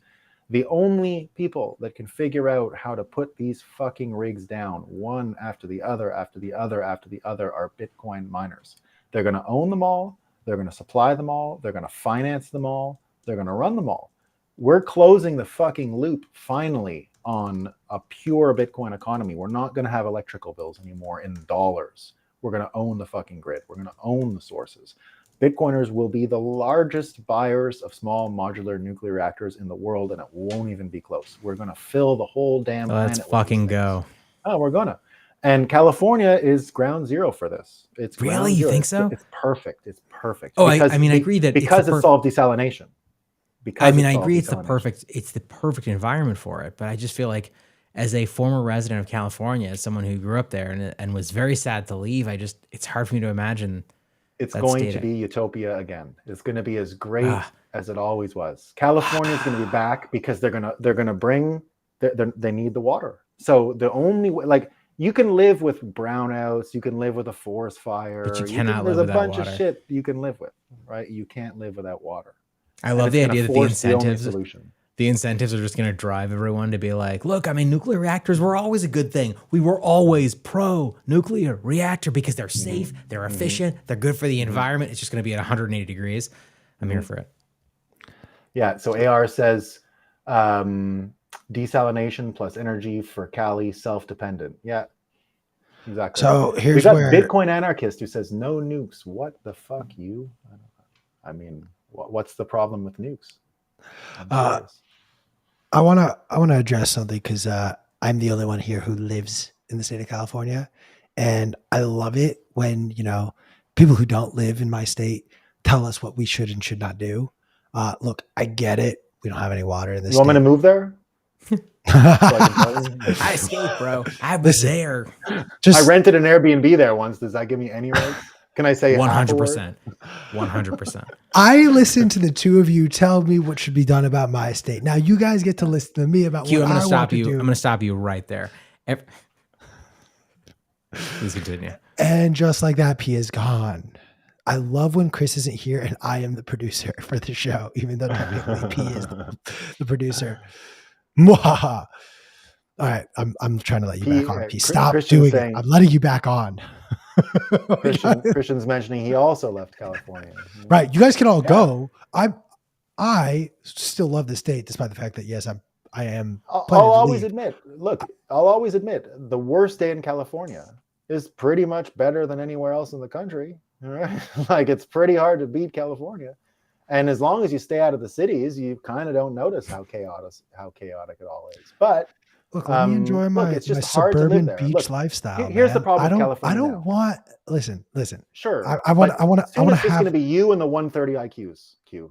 Okay, you're not even going to have any of the sweet, stupid people. They I don't can't need live the there. sweet, stupid people. You do. That's Everyone the point. does. We have. Everyone Look, does. I've long said LA is far too overpopulated. Stop telling people to move to LA. All you transplants who showed up in the city and caused all the traffic that I'm about to have to go deal with when I go pick Chris up from the freaking airport. It's all you transplants' fault. But here's where things get sticky for me when it comes to California and other states. California has the largest surplus of any state in the union. In addition to having the largest surplus, as a result, we give excess money to the federal government that then doles that out to all these other states, Who states cares? like Arizona included.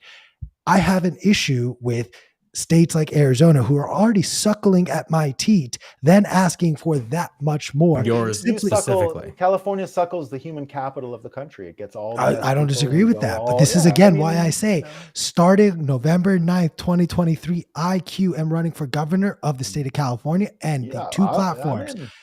Our Yep. entire reserve in this state will be used to buy Bitcoin. We will enter the Bitcoin standard, and California will You are secede from the delusional, union sir. and become its own independent nation, and will be one of the strongest, greatest Jesus nations Christ. in the world overnight. Except America, like any state with guns can just, like, as one of our guests here, James Bond, says, no guns in Cali. That's a no-go as things get rougher.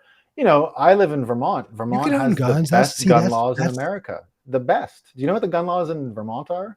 What are There's What are they? one gun law. We have one law. The salesman has to have a criminal records check. That's it. That's the only law. we That have. is incredible. That's No it. shit. Everyone has an implied concealed carry license. Everybody. You can go Interesting. into Walmart still and just pick up a firearm and walk out like that. No problem. But you got to make that No noise. rules. Yeah, you gotta- That's the only check. They're like, can Yeah, you make yeah, the little yeah. noise? Got it. Okay. Look, Yeah, Q, you're out of your mind, man. California is.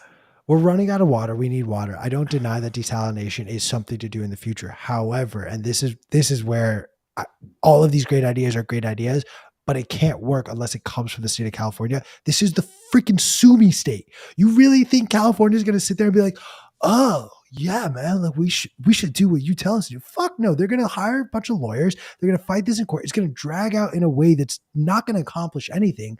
And the actual proper course of action, in my opinion, would be to actually have California businesses and California legislators push this type of legislation forward. Otherwise, this, Q, you're giving too much credit to these politicians. They're not going to come together and do this, man. Wait, I have a real This ship's question. going down, dude. This ship's going down. I have a real question. So we just said that California, if it were to separate from the United States, would be, I think we said, the fifth largest economy in the world, which is fourth. It Fourth. passed Fourth, Germany. man. Yeah. fourth largest economy in the world. that is Well, think fucking about it. We incredible. literally Porn, the run internet. the show. Wall Street, No, but also I mean Hollywood. like real stuff too. I mean produce, like the food Yeah. in California. There's so much. Anyway, You but here's the think question. you have better produce than in your grocery stores? No, and- absolutely not. whatever It's garbage. I state? can tell you as No. someone who just. Who I do. I recently have the left. best. I actually have the Yeah, best. grocery unless you're store. shopping at a farmer's market No, regularly. wait, hold or on, you hold grow on. your Here's own. my question. Farmer's market. I go to California- The farm. Fuck, I don't go to a market. I love that we're arguing over fucking farmers markets. I feel like we should be like political diatribe, like abortion, no, yes, let's go. And we're just like, the produce is better. Here's my question.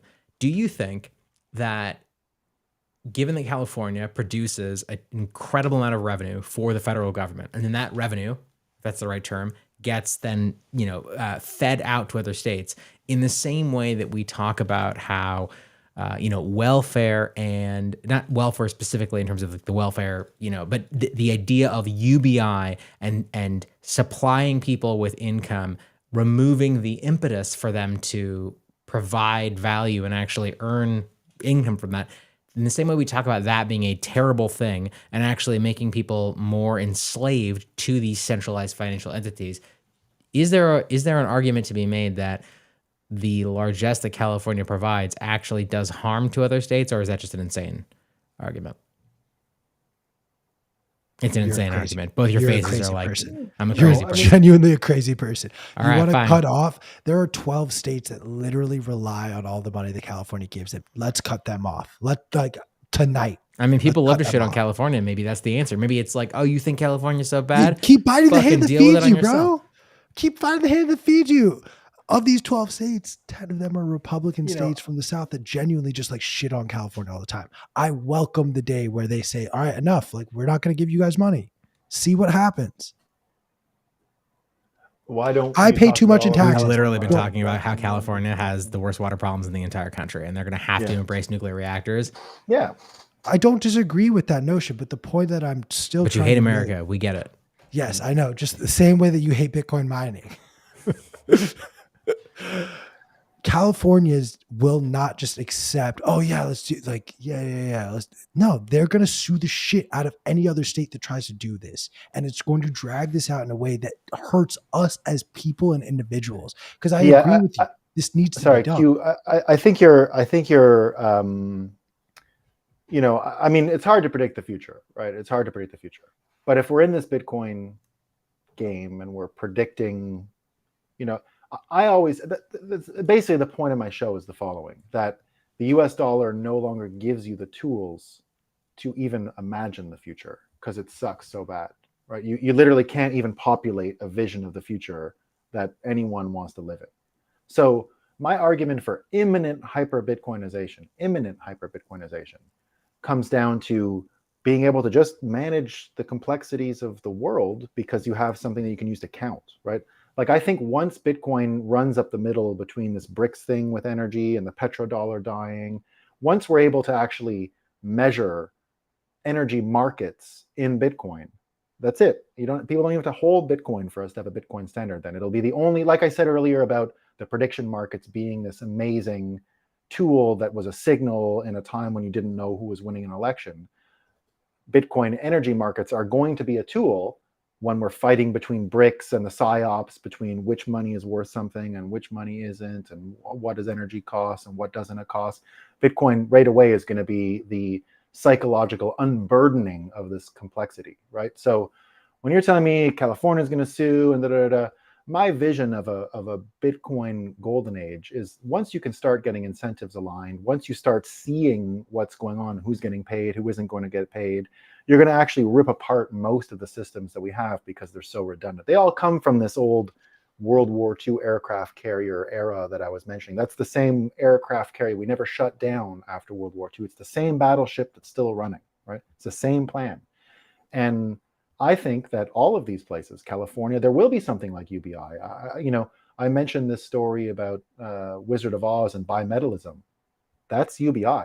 That's the dollar on Bitcoin, right? If you were to take Wizard of Oz, back then it was silver on gold, right? If you were to take the analogy and make it today, it would be something like energy on time, right? It would be like everything measured in time, what happened when, but you're really just being able to understand people's incentives.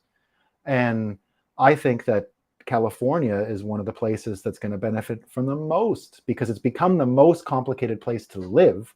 And therefore, Newtonian third law, it's most likely to have a reaction to that thing, right? People leaving are a part of it. You're losing for the first time ever good human capital. You've been attracting the Absolutely. most beautiful, the most intelligent, Businesses the are leaving. smartest. We've lost the most Yeah, billionaires. There was a whole theory around why did Gavin Newsom turn around all of a sudden and actually reject a new tax bill that would just tax millionaires, I think an extra 2.5%.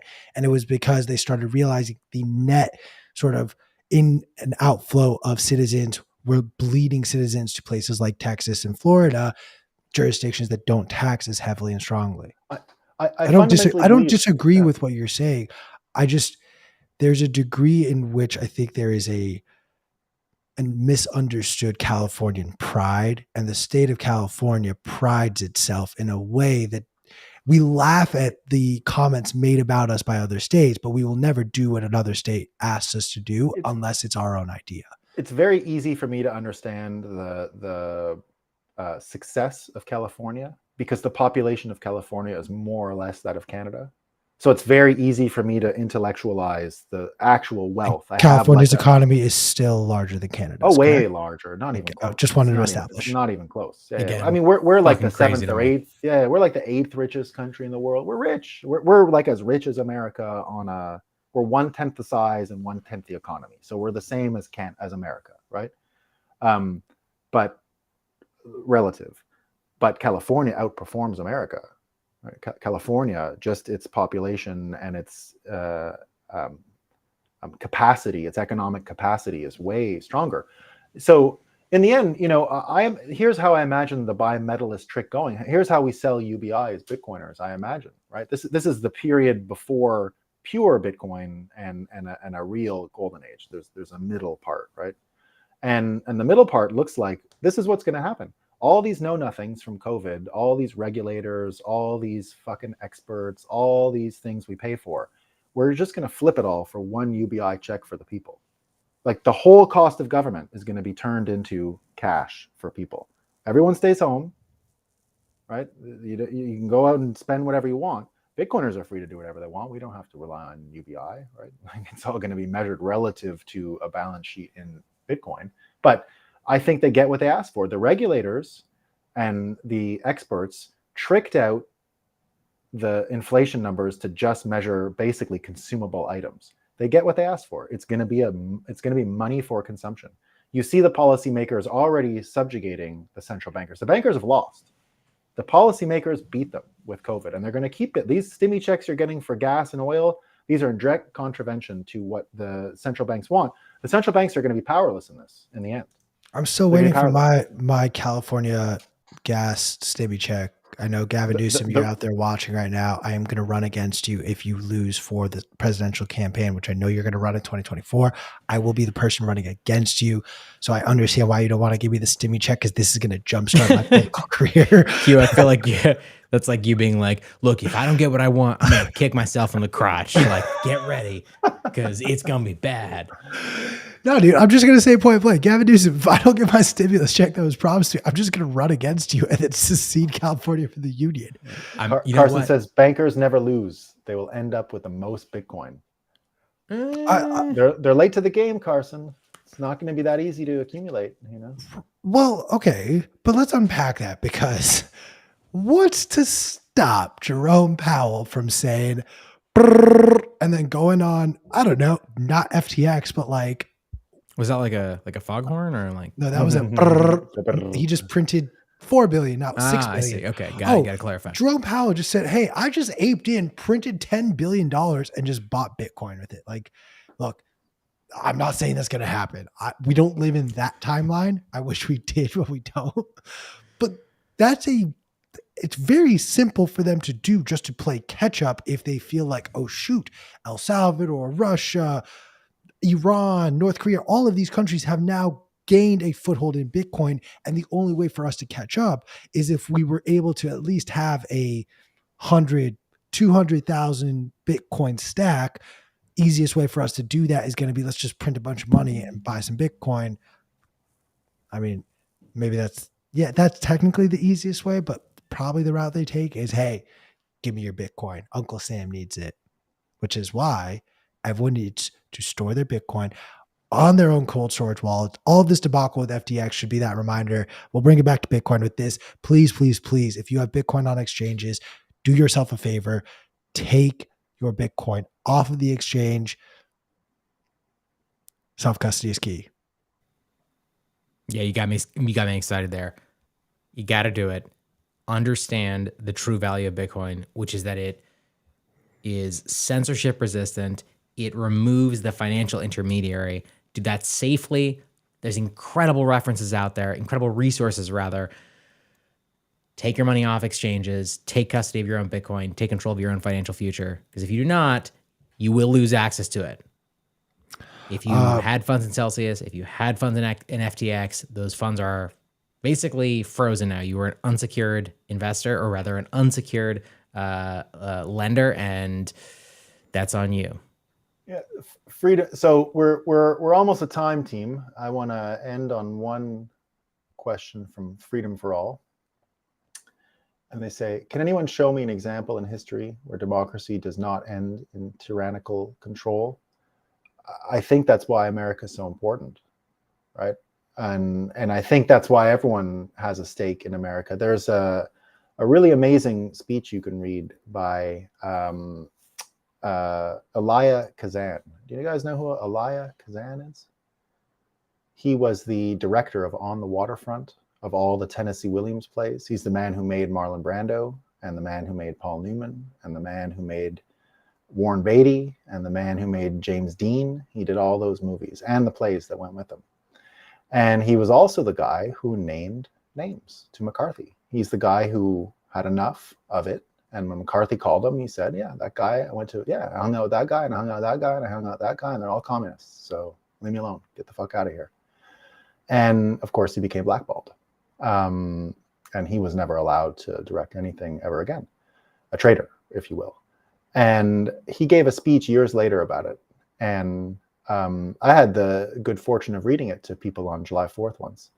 And it's something along the lines of, everyone who comes to America ends up having this role to play because it is the great venue of the great drama of the world. Because if we don't get it right in America, it ain't going to happen. It's just not going to happen, right? Now, the good news is in America, we might have had a bad election last time or the other time or whatever. But who cares about actual elections? We move on. I accepted Joe Biden as president of the United States the day he won, right? And I embrace what this is. It's not about the last election. We move on. We live with it as it is. And that's democracy, right? And if we don't get this right, and as messy as it is, it looks like a self-correcting organism. I mean, look at what is going on with Bitcoin in this country. I mean, could you imagine that we are actually not that far away? Energy companies, it is a democracy, but energy companies now run the show. Energy companies run America now. They run it, right? Whatever happened in Europe, that was done with the okay of American energy companies saying, don't worry, we got you, right? American energy companies can tell the American military where to go, right? Bitcoiners' path to power and changing the world is as straight and clear and short as you can imagine. We just have to corrupt the people who just want money.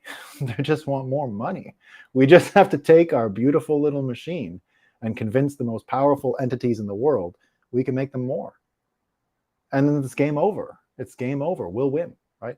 And what America can then provide is the major pivot of our time, the separation of money and state. America will live on forever. When people say America has trouble, the Fed Reserve has trouble, the dollar has trouble. America is fucking fine. California, the coffee tastes as delicious today as it did any other day.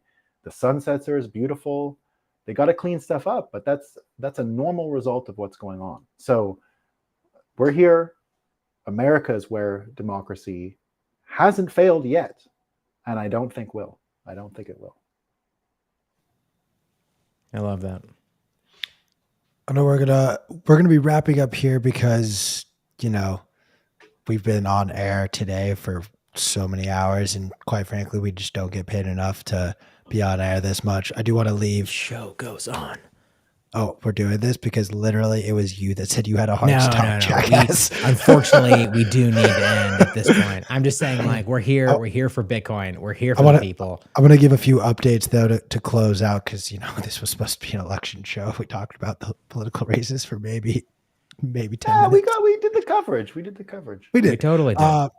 The incumbent senator out of New Hampshire, Maggie Hassan, she is going to keep her seat. She's a Democrat. So that has been called by multiple networks at this point. So that I know that Nolan was one that you had marked. No, Pete, just you. Literally just you. Nolan and I were ready to keep going. But on that note, I want to remind everyone, if you are watching this channel, you stumbled across us. Hey, I'm sorry that you found us of all the different coverage, but thank you so much for tuning in and joining us. If you are not already, please hit that subscribe button down below, smash the like button, tell your friends and family about the crazy shenanigans that we got into. And of course, I'm assuming most of you are subscribed to our channel, but if you are not, do that. But of course, you need to be subscribed to this gentleman's channel over here. Nolan, give everyone a quick little handoff of how they can stay up to date with the breakup, what channel it's on, and when you are airing.